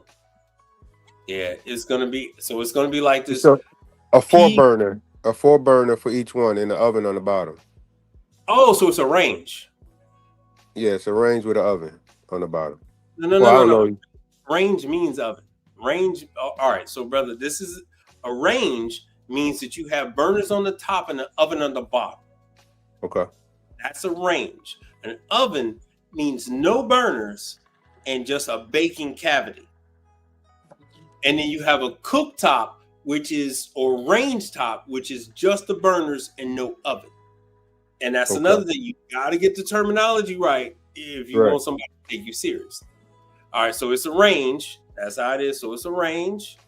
And all right, so it looks pretty much like this one, right? No. Yeah. So it's like an imperial range. So what are you saying? It's like this one right here, like the 36, or it's like this one where it's the 60 inch. More of these. What's the 60-inch? It's got 6 burners. No. So 6 burner is going to be a 36er. No, so I need to. It's a 4 burner. It's a 4 burner? Yes. All right. All right. So 4 burner is going to be a 24 inch like this. So it goes according to the 12-inch rule, right? So that's how you know how big the oven is by how many burners you got. Mm-hmm. Right. So here you go. You got 4 burners. That's a 24-incher. And now you say she's got 3 of those? No, she has another one. So 2 altogether. So she's got this one, and then she's got another. Beside it, yes. All right. And you're sure they're separate? Yeah, because there's separate casters on it. Yeah, there's separate wheels. Yes. No, they still have separate. They still can have separate wheels. How these things are made? They're made separately and then joined together, but they still have the wheels together like that because it costs more money for them to make it differently. So they're all made the same, and they just, whether it's a 24, 48, 36, 60, 72, right. They'll join them configurations together. Well, they had to join them because to get it down on the elevator is not that big. They don't have like a loaded okay. dock. So that's why you say she's got this separate 24 and then another one that's like what, a 36. So the other one has 6 burners. No, the other one has 4 burners too. So she's got 2 of these 24s together. Correct. Okay. So what you want to do is, because anybody could buy directly from the dealer. I mean, the distributor. So you would call them, and you're, like I said, you got your choice. You can buy these tomorrow from Rich Malachi's operation out of Long Island. You can buy these tomorrow. And I'll make sure, Rich ain't gonna cut you out. Rich he's a decent upfront guy. He's part of Sefesa. And I gave you that number. This is like a year and a half ago. I only gave you a couple of numbers, and this is one of those numbers that I gave you. I forgot what the guy's name. It's a Hispanic guy's name. Like Rich is Irish, but his sister married a Hispanic guy. Okay. So it's under here. Let me show you what it's under. It's under 24/7.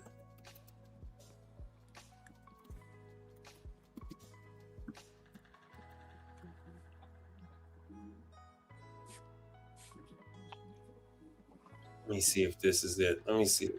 No, that's not it. Man, he's on my Instagram.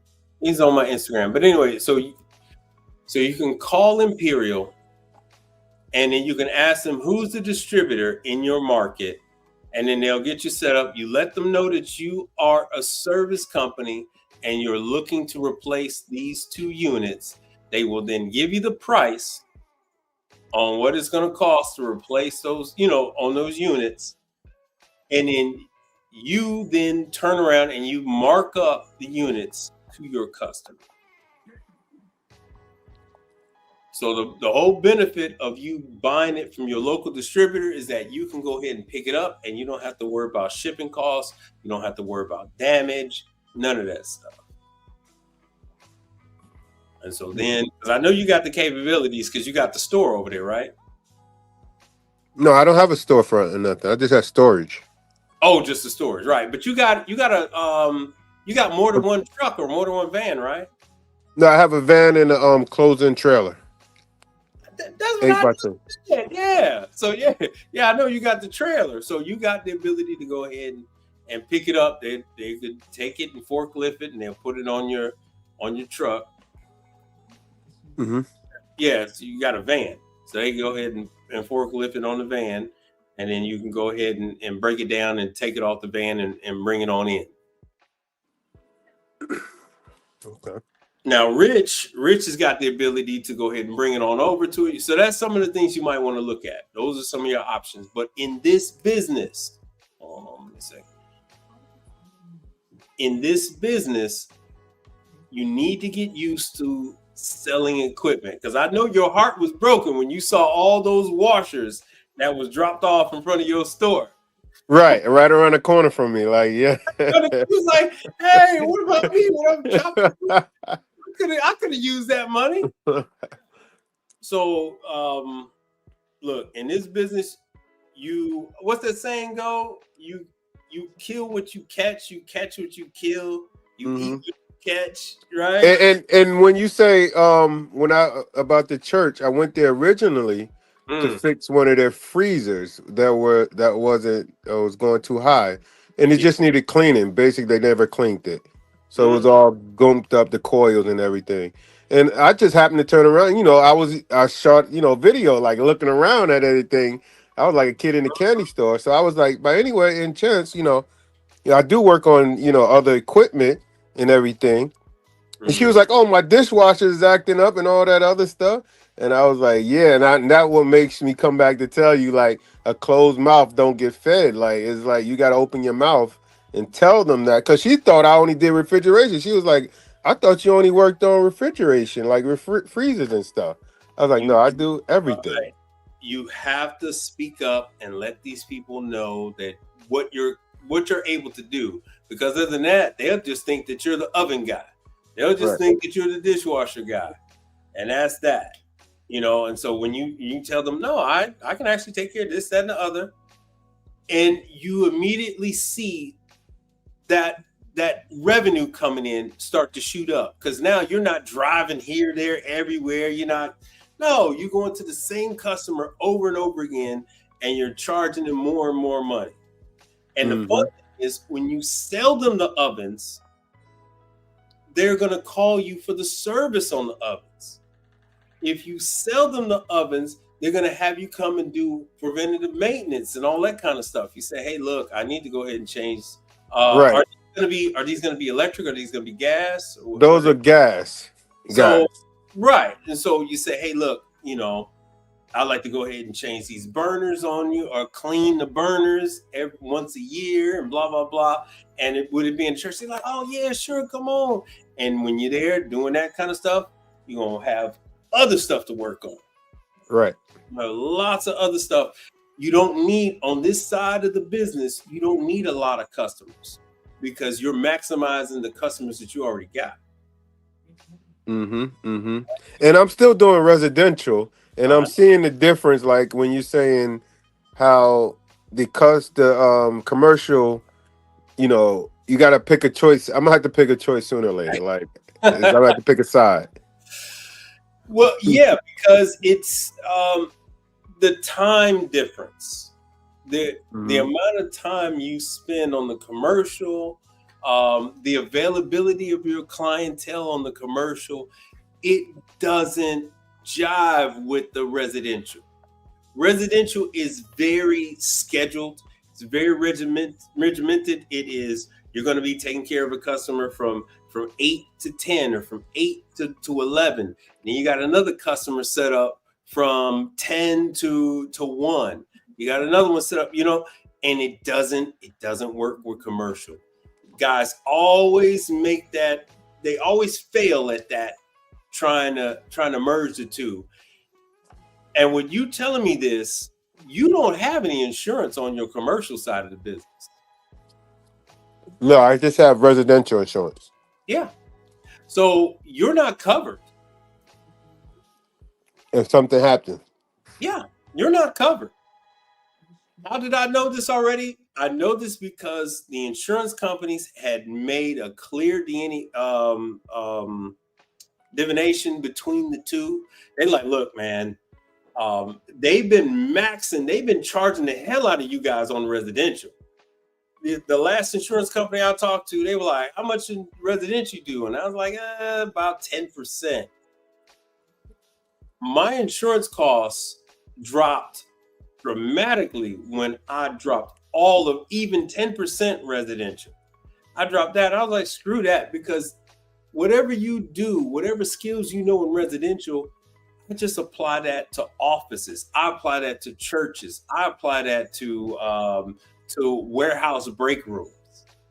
I don't even mess with that. I'm like, hell with that. So if somebody got a Bosch microwave, a Bosch dishwasher, something like that, yeah, I'll do it if it's at your office break room. I'll do it if it's at your company break room. I'm not doing that at your damn house. So the cost of insurance is drastically less on commercial than it is for service and residential appliances. And if you tell them you're doing both, chances are, they're going to go up on you or they're going to drop you. But they're not really allowing us to do both.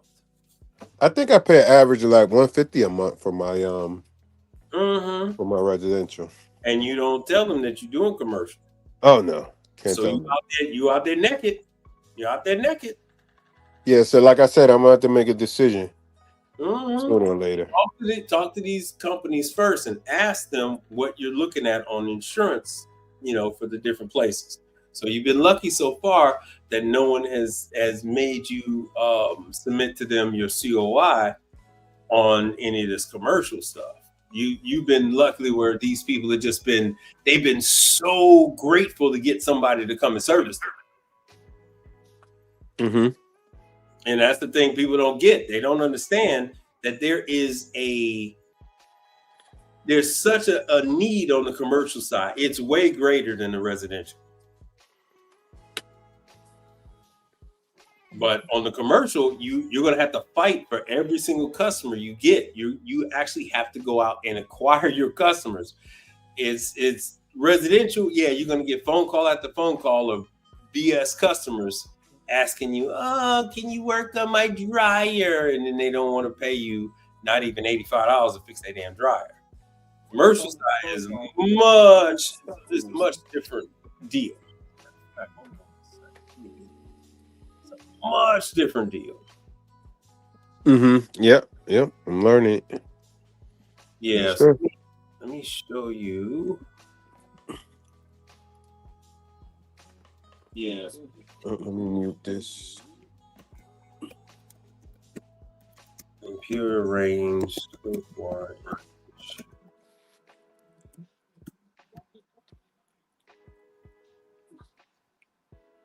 Oh, I don't want that. I want Webster font. Hold on. Yeah, so in your area, it's 24/7 appliance sales or something like that. And you don't have to go with Imperial range. So the best thing to do is just present to them a couple of different options. So here is that 24-inch range. It is $4,407.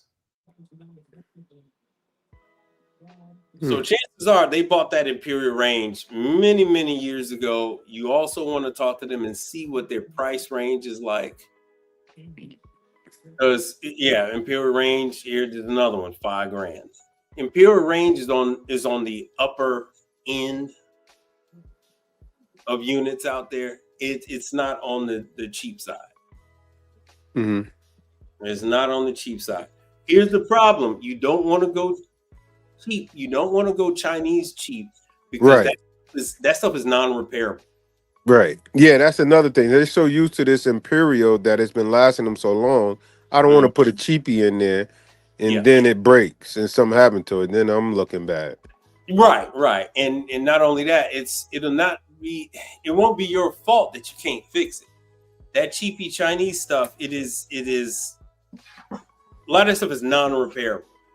You will put in new valves and all that kind of stuff, and they put in residential valves that are copies of Italian residential ovens on a commercial range. And when these churches go and use them, they cook the hell out of these ovens, and they can't take it. The components can't take it.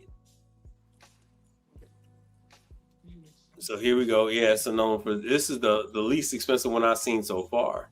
$3,700. But you can call Imperial directly, tell them you're a service provider in that region of the country. They will tell you who you can contact, that you can go ahead and become a dealer for. And believe it or not, a lot of your distributors over there, like what's that one in Pennsylvania? The one that used to sell Hoshizaki.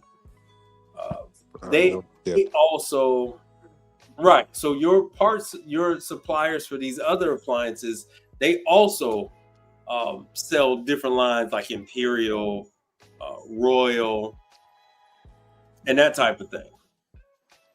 Garland range, and they will be able to supply you with this stuff. So that's why I say it's very important that you get set up. What is that damn? Hold on.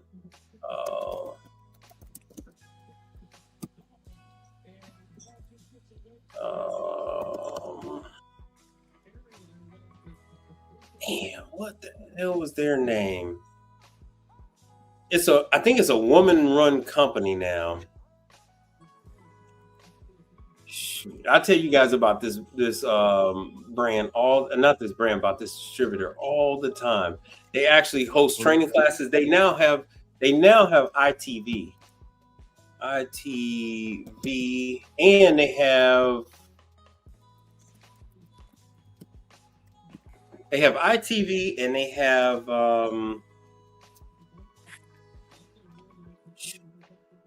hold on, let me see if I can find it. States 28. Damn, I can't think of this. I can't think of that damn brand. And so Pennsylvania is going to be one of the closer distributors to you. And they're selling ITV. I want to say who? Sales representative. USA. And let me see if I can find Pennsylvania. I mean, luckily for you, everybody's out of New Jersey. So you're not going to have a hard time with that.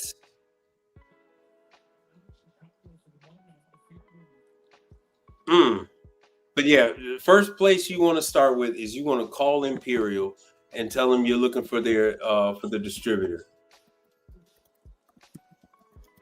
And then they will tell you who the current distributor is in your market. Nordon, thank you, CEO Jakes. That's who the hell I'm talking about. I'm talking about Nordon. So now Nordon, they got dropped by Hoshizaki. They picked up ITV, and they picked up another line to make up for their loss in Hoshizaki, which is not going to come close. It ain't coming close. So CEO Jakes is asking what part of New Jersey you're in. Middlesex County, Edison. Oh, Edison, New Jersey. Let's see here. I think it's under Find a Dealer.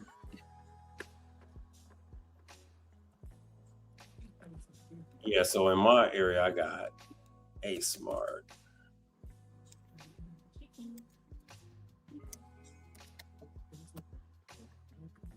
I don't want no damn.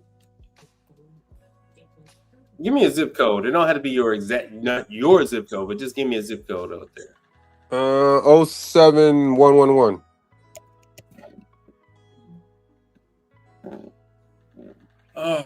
Legends Hospitality. L&J. Because normally they put distributors in here.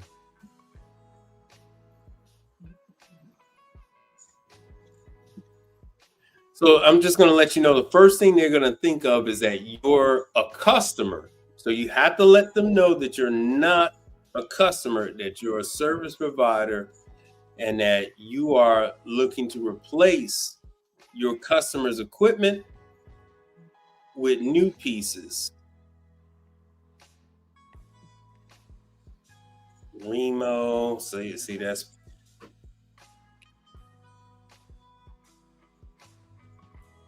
Singer.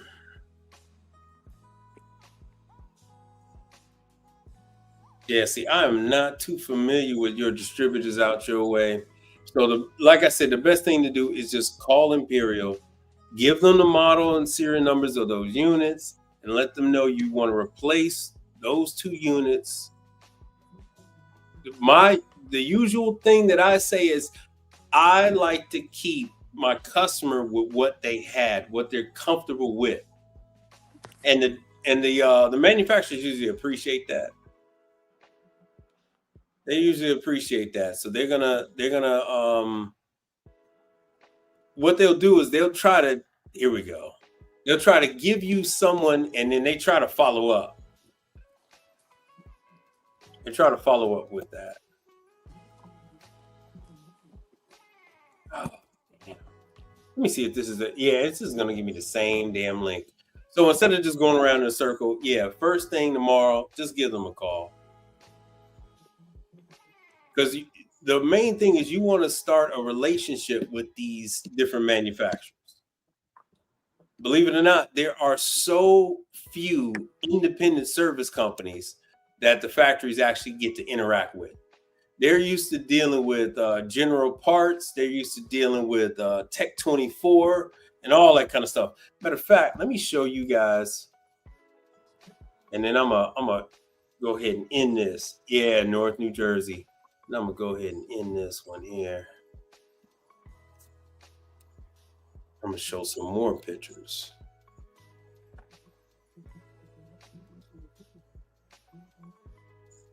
Let me share this screen because I want you guys to see just how many service companies out there. Yo, First Class Appliances, what's the word? I said players. All right. So like I went to go get a part for that Perlick. Yeah, for that Perlick. Cool Sis was there. Dean was there. Everybody there.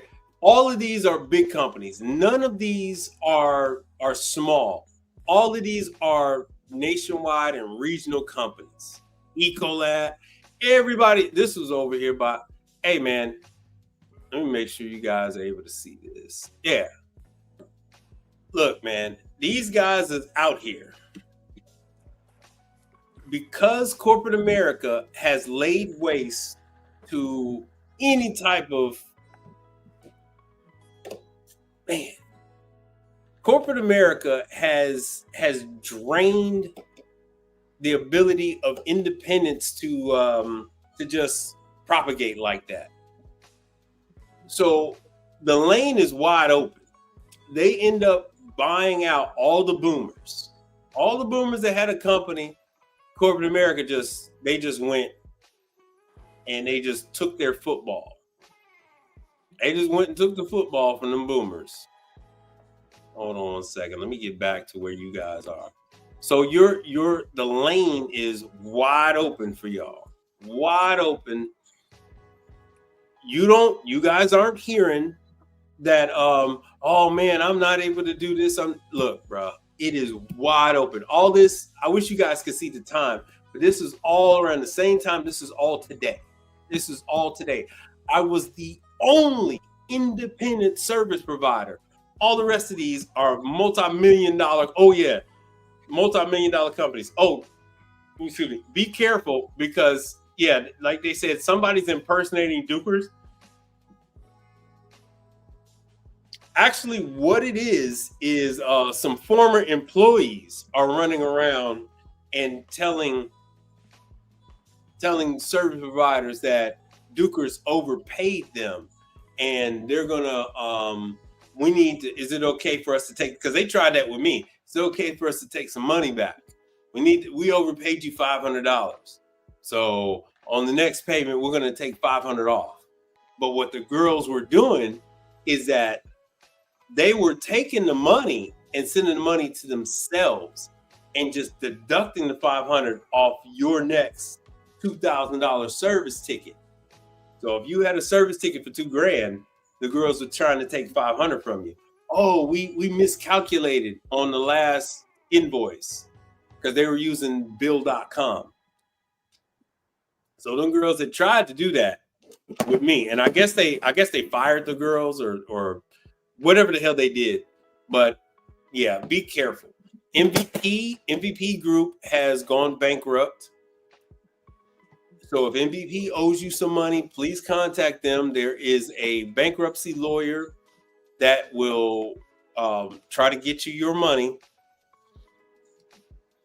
And whatever money Dukers owes you, make sure that they are not trying to say there was some clerical error and they need to take some money back. The economy is funny. Hold on a second. The economy is funny and people are trying to play with the money. So just make sure all your stuff is good. But even with that going on, I love this economy. This is the best time that you are going to ever have on the commercial side. The large corporations can't keep up with all the business that's out there. It's crumbs to them, but it's tens of thousands per customer for you. You know what I'm saying? So I love it. I love it. Ecolab was trying to charge my customer $3,500 or $4,500, whatever the hell they were charging. So, I mean, I went easy on them with a couple grand, and I love it because I didn't even have to fight with them. But out of this one call I got, now I had another dishwasher and I got a mug chiller out of it. Plus, they got 10 other locations that now they wanted to use my service with all 10 locations. It puts me in a little bit of a hard spot as far as trying to get a new technician. I don't hire older guys. I don't hire people that work for other companies. I only hire people that are fresh. I only hire people that are only going to go off of information I told them and now, at our old company, this is what we used to do. I don't hire nobody like that. It never ends well. Yeah, first class. So this is the time to get into this business. All these new people that are coming in that are watching my YouTube lives and stuff like that. There is a very low barrier to entry. You don't have to worry about getting your 608 license. The Pearly glass chiller I'm working on, it's just the transformer and the fan. No refrigeration work. You don't need a license to work on the dishwasher. You don't need a license to work on like those bars. They have about 4 Turbo Chef fire ovens, and that's what they do the pizzas in. You don't need a license to work on any of that. Let me show you what those things look like. If I can even find this. Hold on, let me drop this. And anybody else got a question before I end this thing? Because we're going to end this thing in about a good 10 minutes if we don't have any other questions. All right, here we go. All right, Mike, I'm gone, bro. All right, brother. Thanks for coming on up. All right, appreciate you, and I'll keep updating you. I ain't gonna bother you too much. I'll just text you. Oh no, it's no bother, man. I'm glad to see you doing good out there. All right, bro. Stay well. All right. In the fan. All right. All right. Later. All right. So this is also a Turbo Chef product. Turbo Chef has a number of different ovens, not just the microwave, not just the speed oven. So this one, it does a really good job on single pizzas. It will do a pizza, like they say, in 90 seconds. So they say it will do a fresh dough pizza, 14-inch fresh dough pizza in as little as 90 seconds. This is 220 volt, single phase.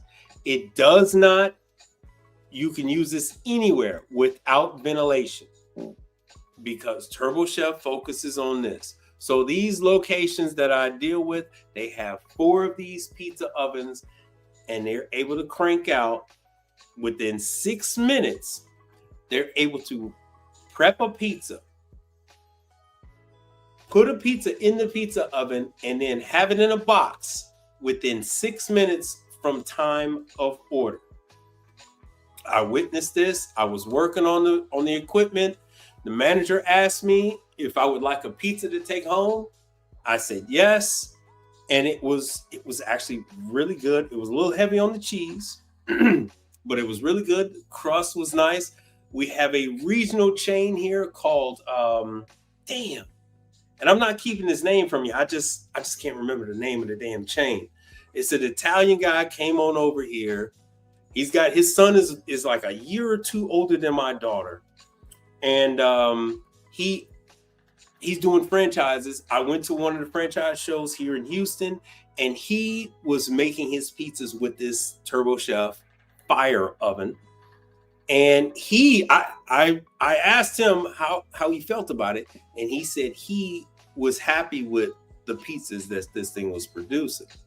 220 volt, single phase electricity, not gas, so you don't have to, oh man, I don't know about gas, I'm scared about gas. You don't have to worry about that. Very, very low barrier to entry. It's going to take you a number of years before you get up to speed in this business. Getting up to speed on residential, within a year, you're good. This is going to be a lot longer because you're just going to see so much variation in product on the commercial side. You know, it's a little scary to focus. Like I talked to Brother Charles, who does the ice machine cleaning. So he's focused on Scotsman, Isomatic, Manitowoc, and Hoshizaki. All right, so Charles is just doing those, and that's what he's focused on. So he has a much shorter learning curve than what you guys would have if you want to do ovens and warmers and microwaves and dishwashers and fridges and walk-ins. You're talking about now you're talking about stretching out and doing a 10-year learning curve, and we're not even going to add in commercial laundry. With that being said, the opportunity is still there. On this side of things, it's all about business. Like that little kid, and I gotta get him. I gotta get that little snippet from that video where the little white kid is saying business. That is what this is about. It's not really about the service. It's about how you run your business. It's about how you market your business. I always tell Brother Charles and everybody else, you could pull up to a restaurant, a hospital, a church, a grocery store on a scooter. You could pull up in an Uber. You don't need a big fancy vehicle. You could use a car, bicycle. You can walk up there. People, 90% of the time, they're not going to see what you're coming up to the location in. They're going to see your attire, and then they're going to see your equipment. Those are the two things: your attire, your equipment, and like your paperwork. Those are the things that are most important. Get your system down as far as how you want your invoices to be. I myself have gone 100% digital. I try not to, I haven't got to the point where I'm charging my customers for a paper invoice, but I now only offer a PDF of the invoice.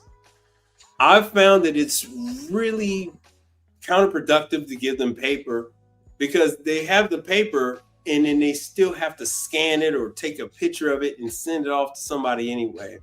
So I'm like, what the hell am I doing? I might as well just give them the PDF and be done with it. Because on the commercial side, the person that you're dealing with is usually not the end of the road. The person you're dealing with is usually the beginning of that journey for your invoice. It has to go to a manager, it has to go to an owner, and then it's got to go to accounting, and then it's got to get paid. And do yourself a favor. Don't spend a lot of money getting your invoices all set up with paper and printers and all that other stuff.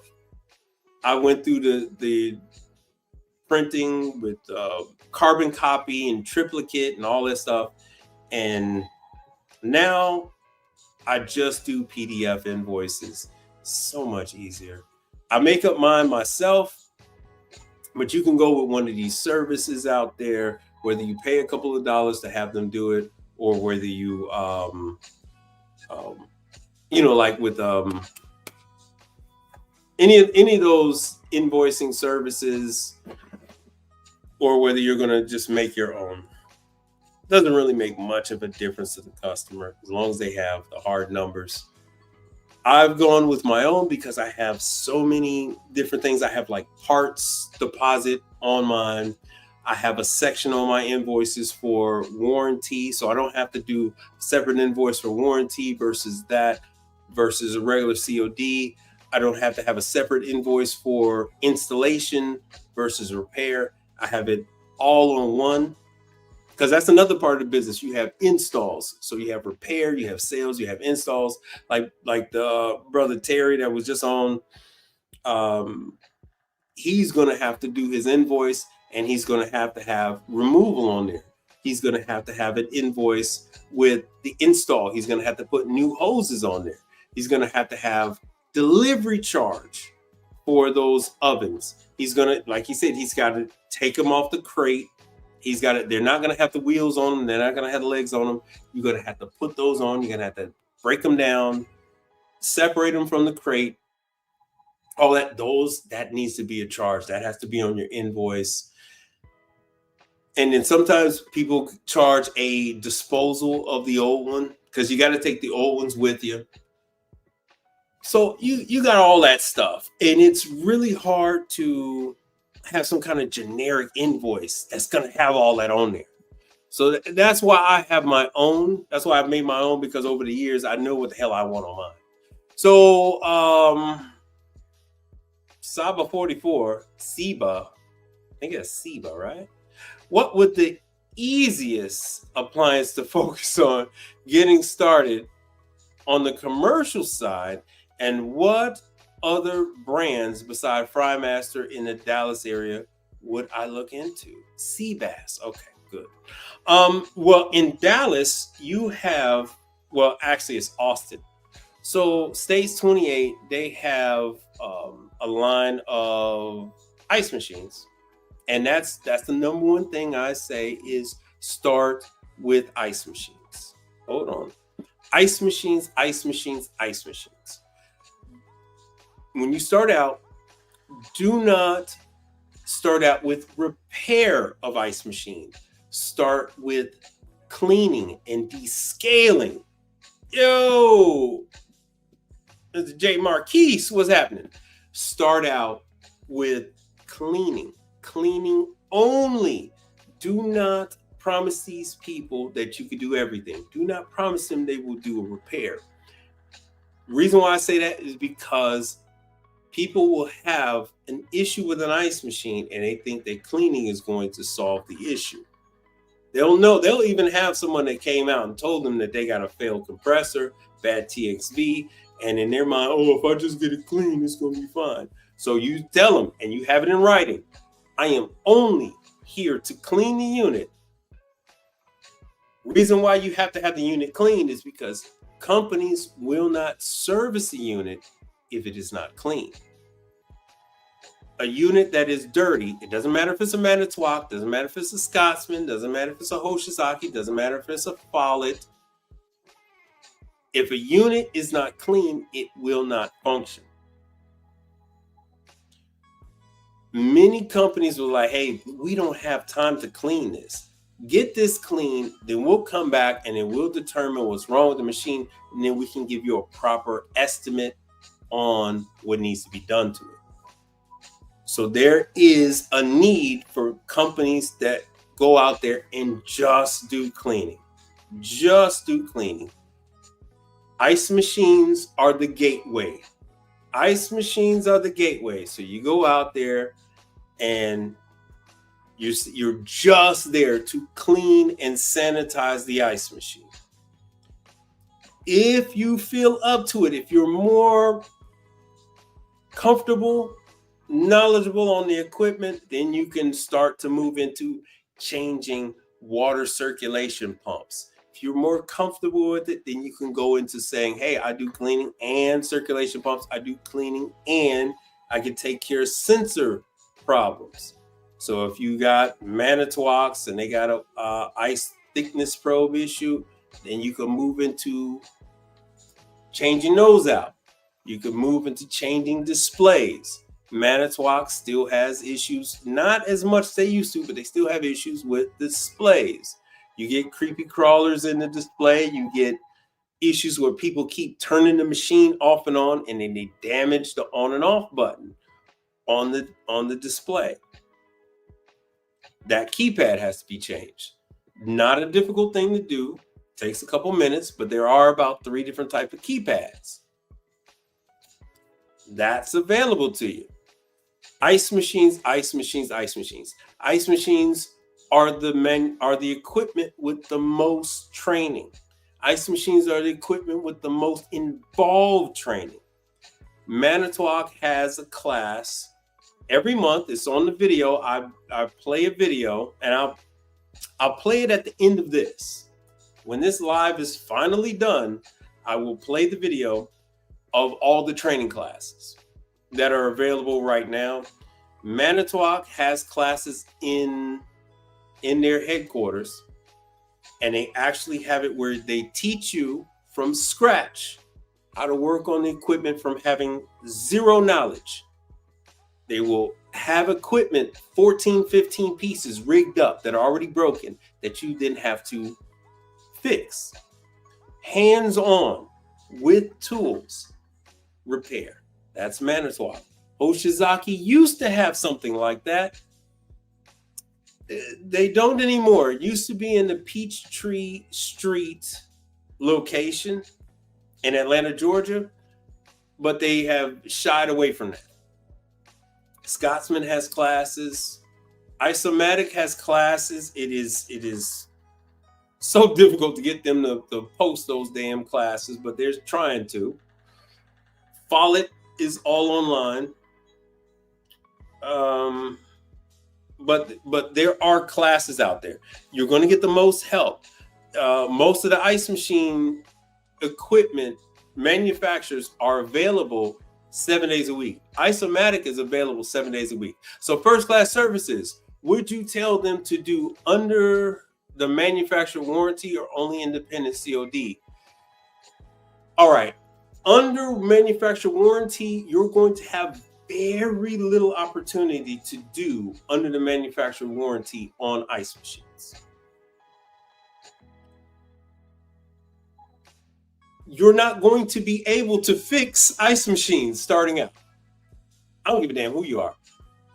Your chances on starting out and doing a warranty on an ice machine, because a warranty on an ice machine is never going to be something little. Hoshizaki no longer has the float issues. Even on this current generation, they fix the float issues that they had when that new float that's inside the sump, not in the bell housing on the outside, but the inside. During that Gen 1, they had some issues, continuity issues. They solved those. You don't see those anymore. Starting out, you're not going to know. And Scotsman, you could forget about a warranty issue on a Scotsman. Scotsman hasn't come out with a new machine in decades. They still have the same machine from the 90s. Been made the same way. They just been cranking it out and cranking it out and cranking it out. Isomatic, their Elevation series, if you don't know how to service it, you're not going to be able to service it. They're not going to direct people to you if you haven't been to the class. They're not going to direct people to you if you don't know. Now, that's not going to be a thing. That's not now. Oshizaki with the plate separation issue, You still might get some of those out there, but if someone has a warranty issue on the commercial side, you have to pony up the money for the parts. On the commercial side, it's not like you're going to say, "Hey, yeah, I'm 123 ABC Appliance, and I need a part for this unit," and then they send out the part. Don't work that way on the commercial side. On the commercial side, you got to pony up the part. So if it need $600 plates, if it need $800 chill plates, guess what?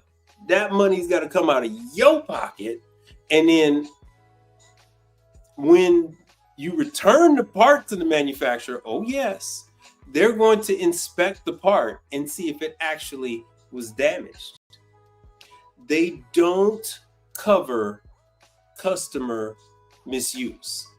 They only cover manufacturer defect on the commercial side.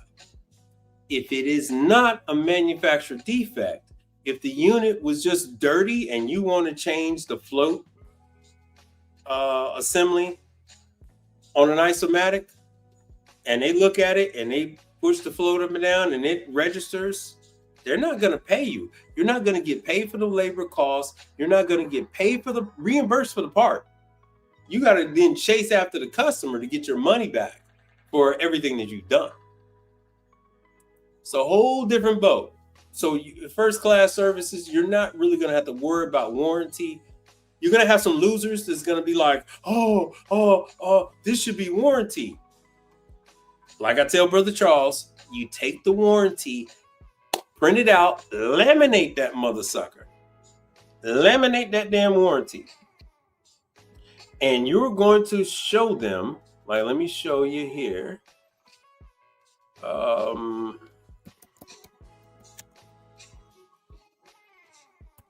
You're going to want to, oh, damn it. Let me cancel this. They have in writing.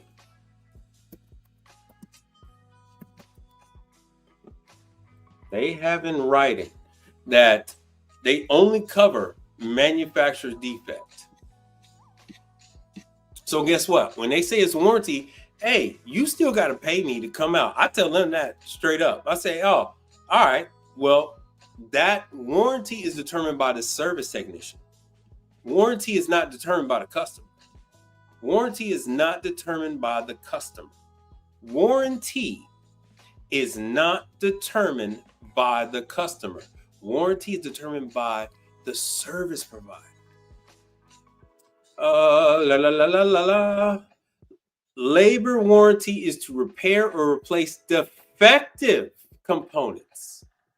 As time and hourly rate guide published by Manitowoc, it does not include travel. They'd be like, oh, it does not include normal maintenance. You get out there and you say, hey man, this thing is just dirty. They'd be like, oh, we'll clean it then. No, mother sucker, that is not under warranty. So to avoid all that, y'all desperate asses, y'all, oh man, I got a phone call. Oh, I gotta go. Yeah. Where's my money at, man? Hey, I want credit card. You gotta have a credit card. Even if you're gonna, some companies, they'll charge $1. All right. They say, okay, we need to make sure the credit card is good. So we're gonna charge you $1. Our service call fee is this or that or the other. And when we come out there, if it is dirty or, there's no water, stuff like that, you have to pay for XYZ. And they don't like that. See, it does not include travel. It does not include cleaning. It does not include adjustments. It does not include adjustments. It does not include correction of improper install. Right? It does not include any of that. And so what these people do is you're swimming with sharks and they're trying to take advantage of you. They're looking for a fool. They're looking for a dummy. They're looking for an idiot.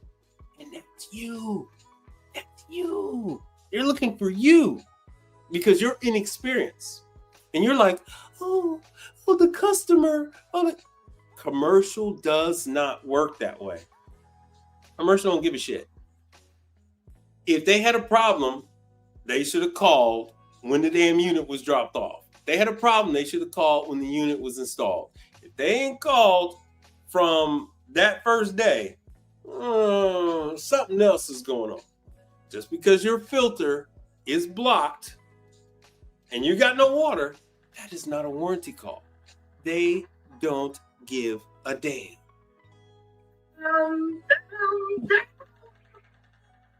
They don't give a damn. I'm not gonna do what everyone thinks I'm gonna do.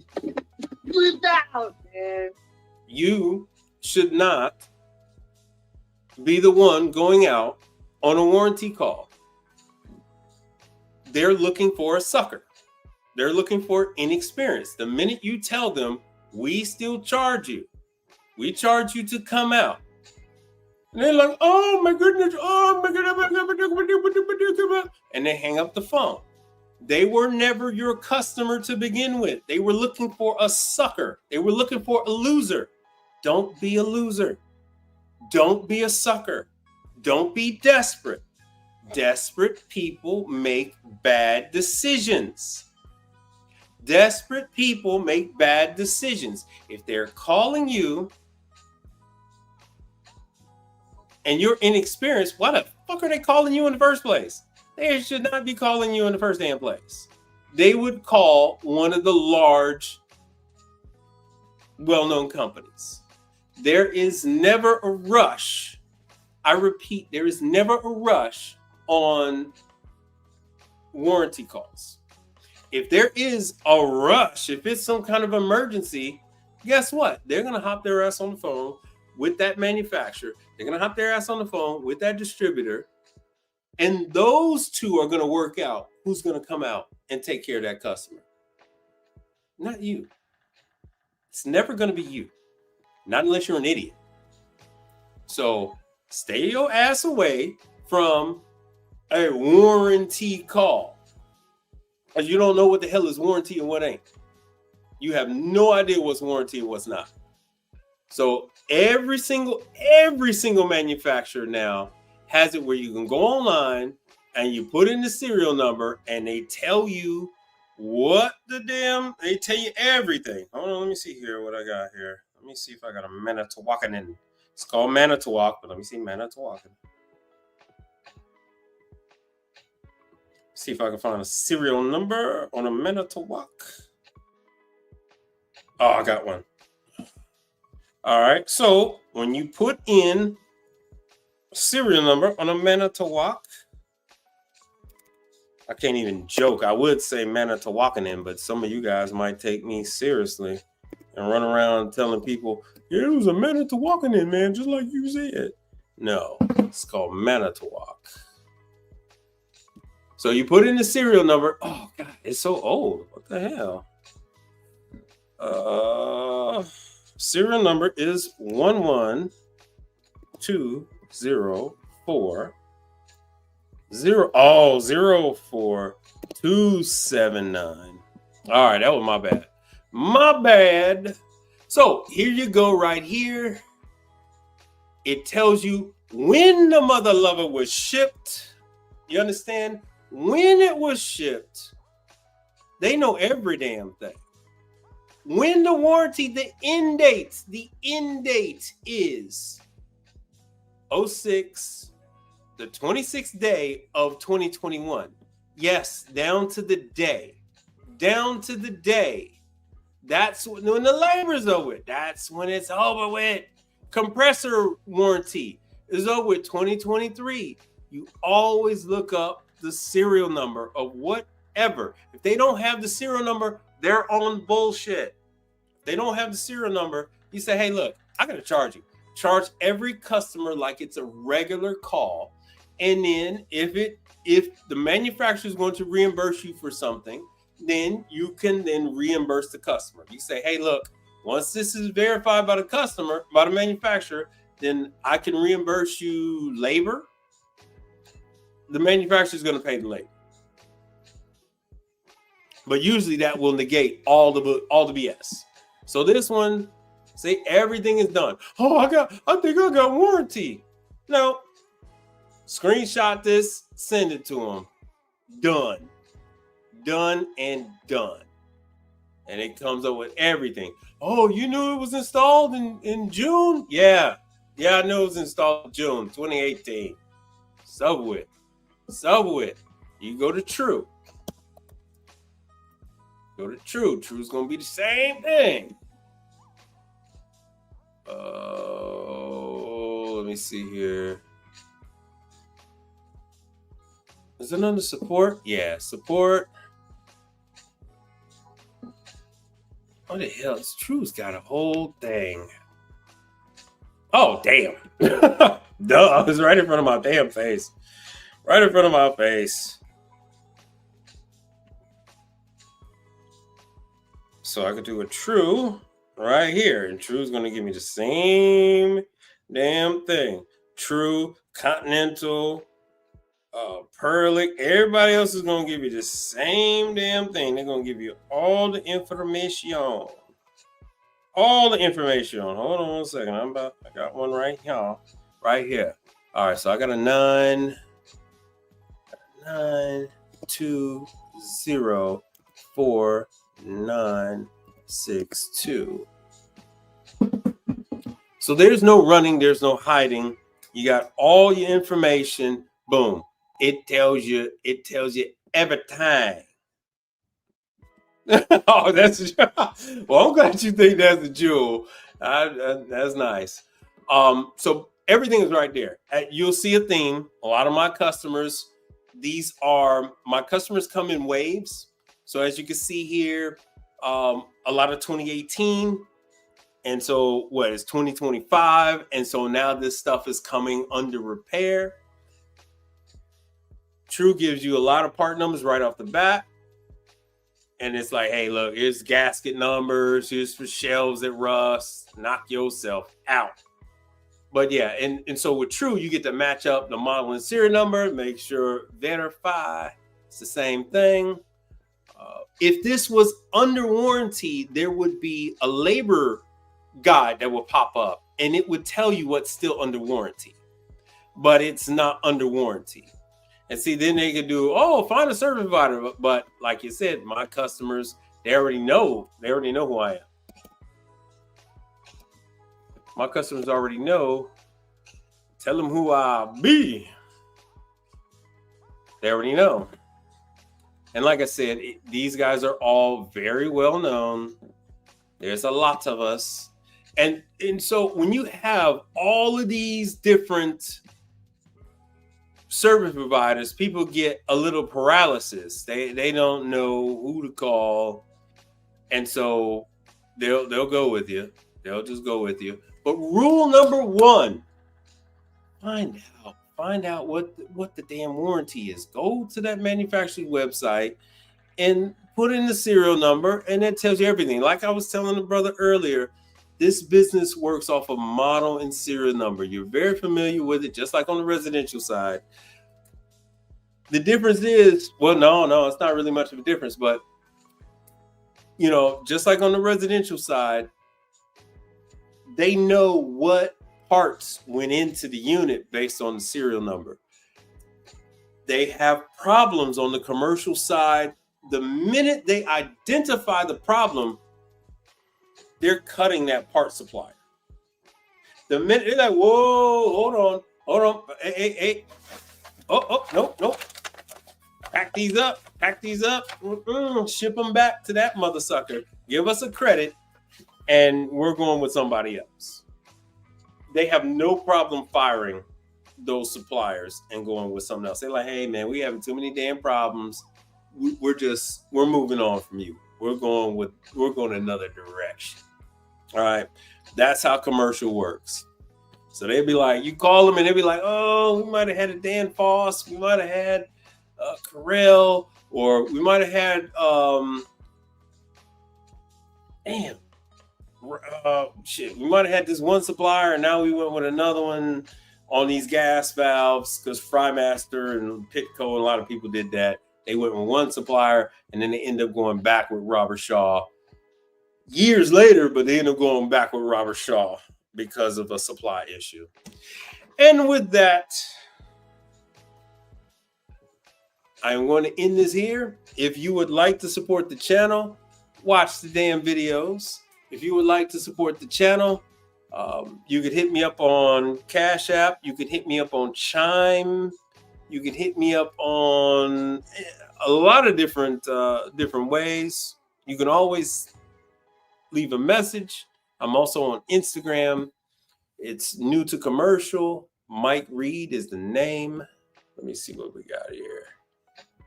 Let me see. I was a little late today. I was running around. But this is the, these are the times. Oh, no, my bad. These are the times. Central Standard Time, 7 p.m. on Mondays, 8 p.m. on Thursdays. Some of you that's seen the lives, now you kind of understand why I have a later time. I do have locations from time to time. Customers pop up and yeah, they might not open until 2. They might not open until 5 p.m. And where does that leave me? That I need a little time to get home and start the traditional live where I can give you guys pictures and all that kind of stuff. Yeah, first class service, man. Thank you for chiming in and enjoying the programming, my live streams. And once again, this is here for you guys to ask questions. Oh yeah, I need to give you guys the video. Hold on one second. Let me add the video file. Ooh, I almost forgot.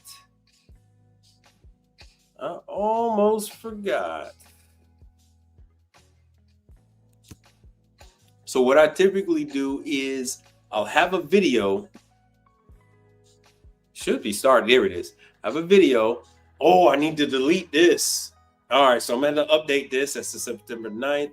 These are, it doesn't matter. They're going to be gone pretty soon. AJN Tunes. So this is your tabletop equipment. Thousands of dollars, but it's tabletop equipment. This is the training classes for this. This is factory. You got to go to Chicago. Ansel. This is the fire suppression. This is one of the most common ones. Then there's Fry Master. This is your deep fryers and warmers. I'm gonna have to update that too because some of the classes are closed now. So I update these on a weekly basis. I add to them. So Anaheim, California is done. That class is closed. Champion dishwasher, you got to go to the factory. They're gonna have classes.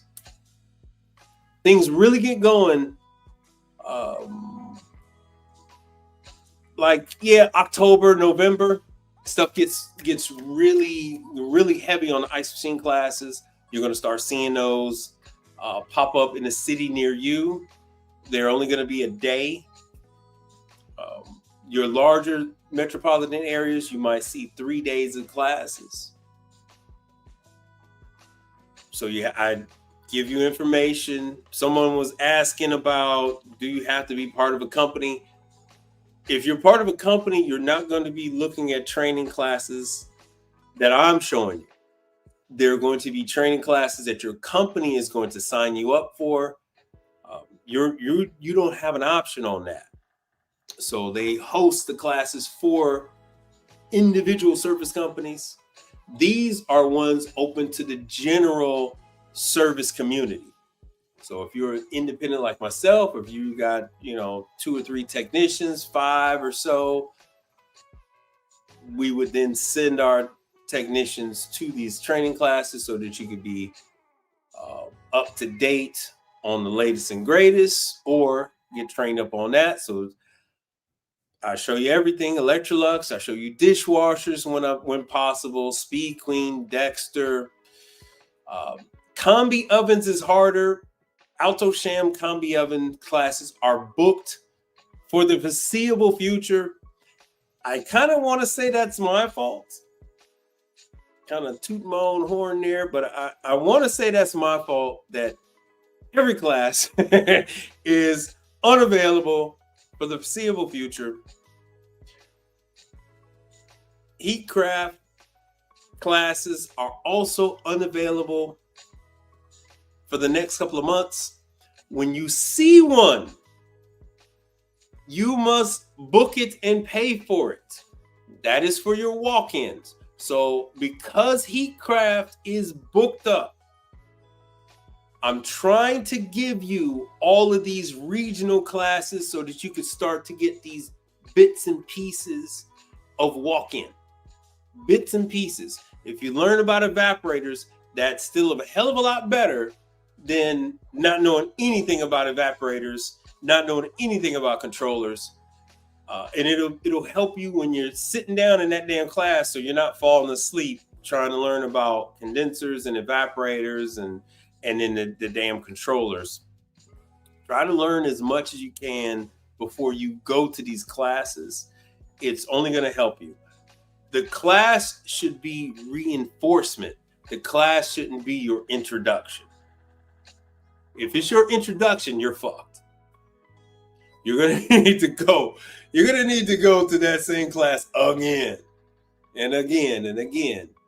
It is just, there's just so much technology in the equipment nowadays.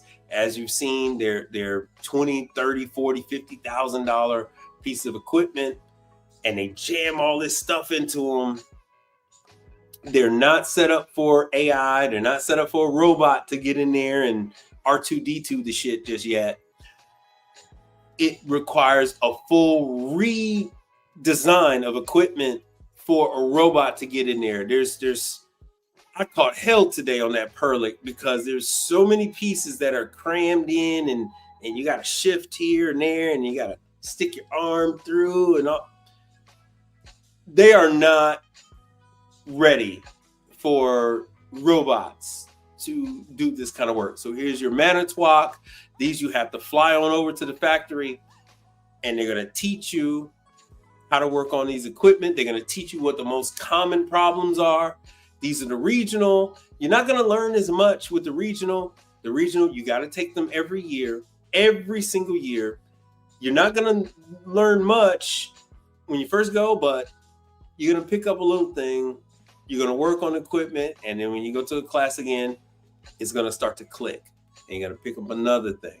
You're going to work in the field some more. You're going to pick up. And it's like I said, it's a 5-year journey. It's a 5-year journey you're going to be on. You're going to make money during the 5 years, but it's a 5-year journey that you're on. This is some Scotsman stuff. So with that, hold on, let me put in some of the stuff. That's my PayPal. If you wanted to contribute to PayPal.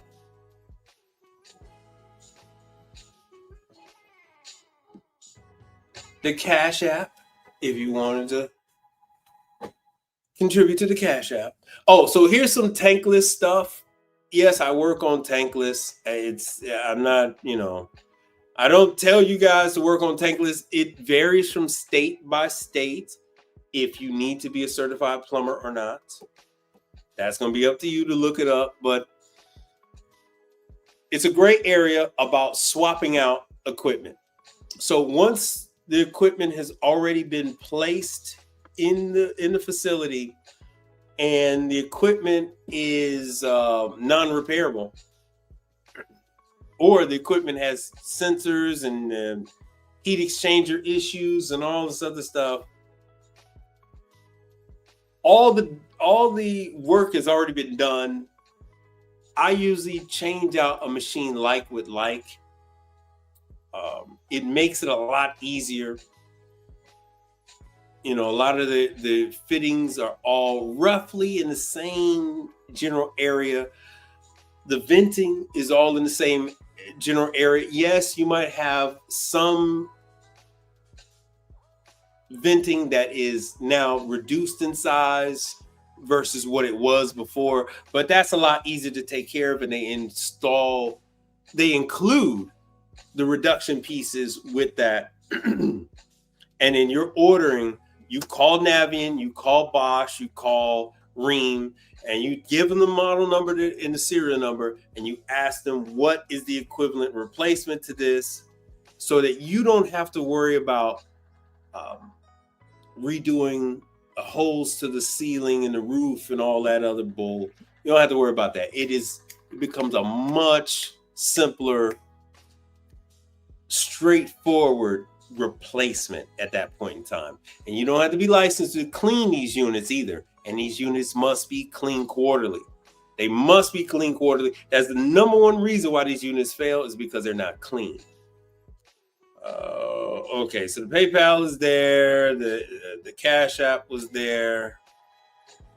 I don't have the Chime and all that stuff. If any of you guys use Chime or that kind of thing, you could always put it in the chat, and then I'll start to put that stuff up there. But I want to thank everybody for contributing to the show, everybody who's been supporting the show all this time. Please subscribe to the channel. I am finally within reach of the 1,000 subscribers, where YouTube will pay for the views on the show. And that is what we're looking for. I'm looking for YouTube to pay for the show and not you guys. And with that being said, I will see you guys later. Peace.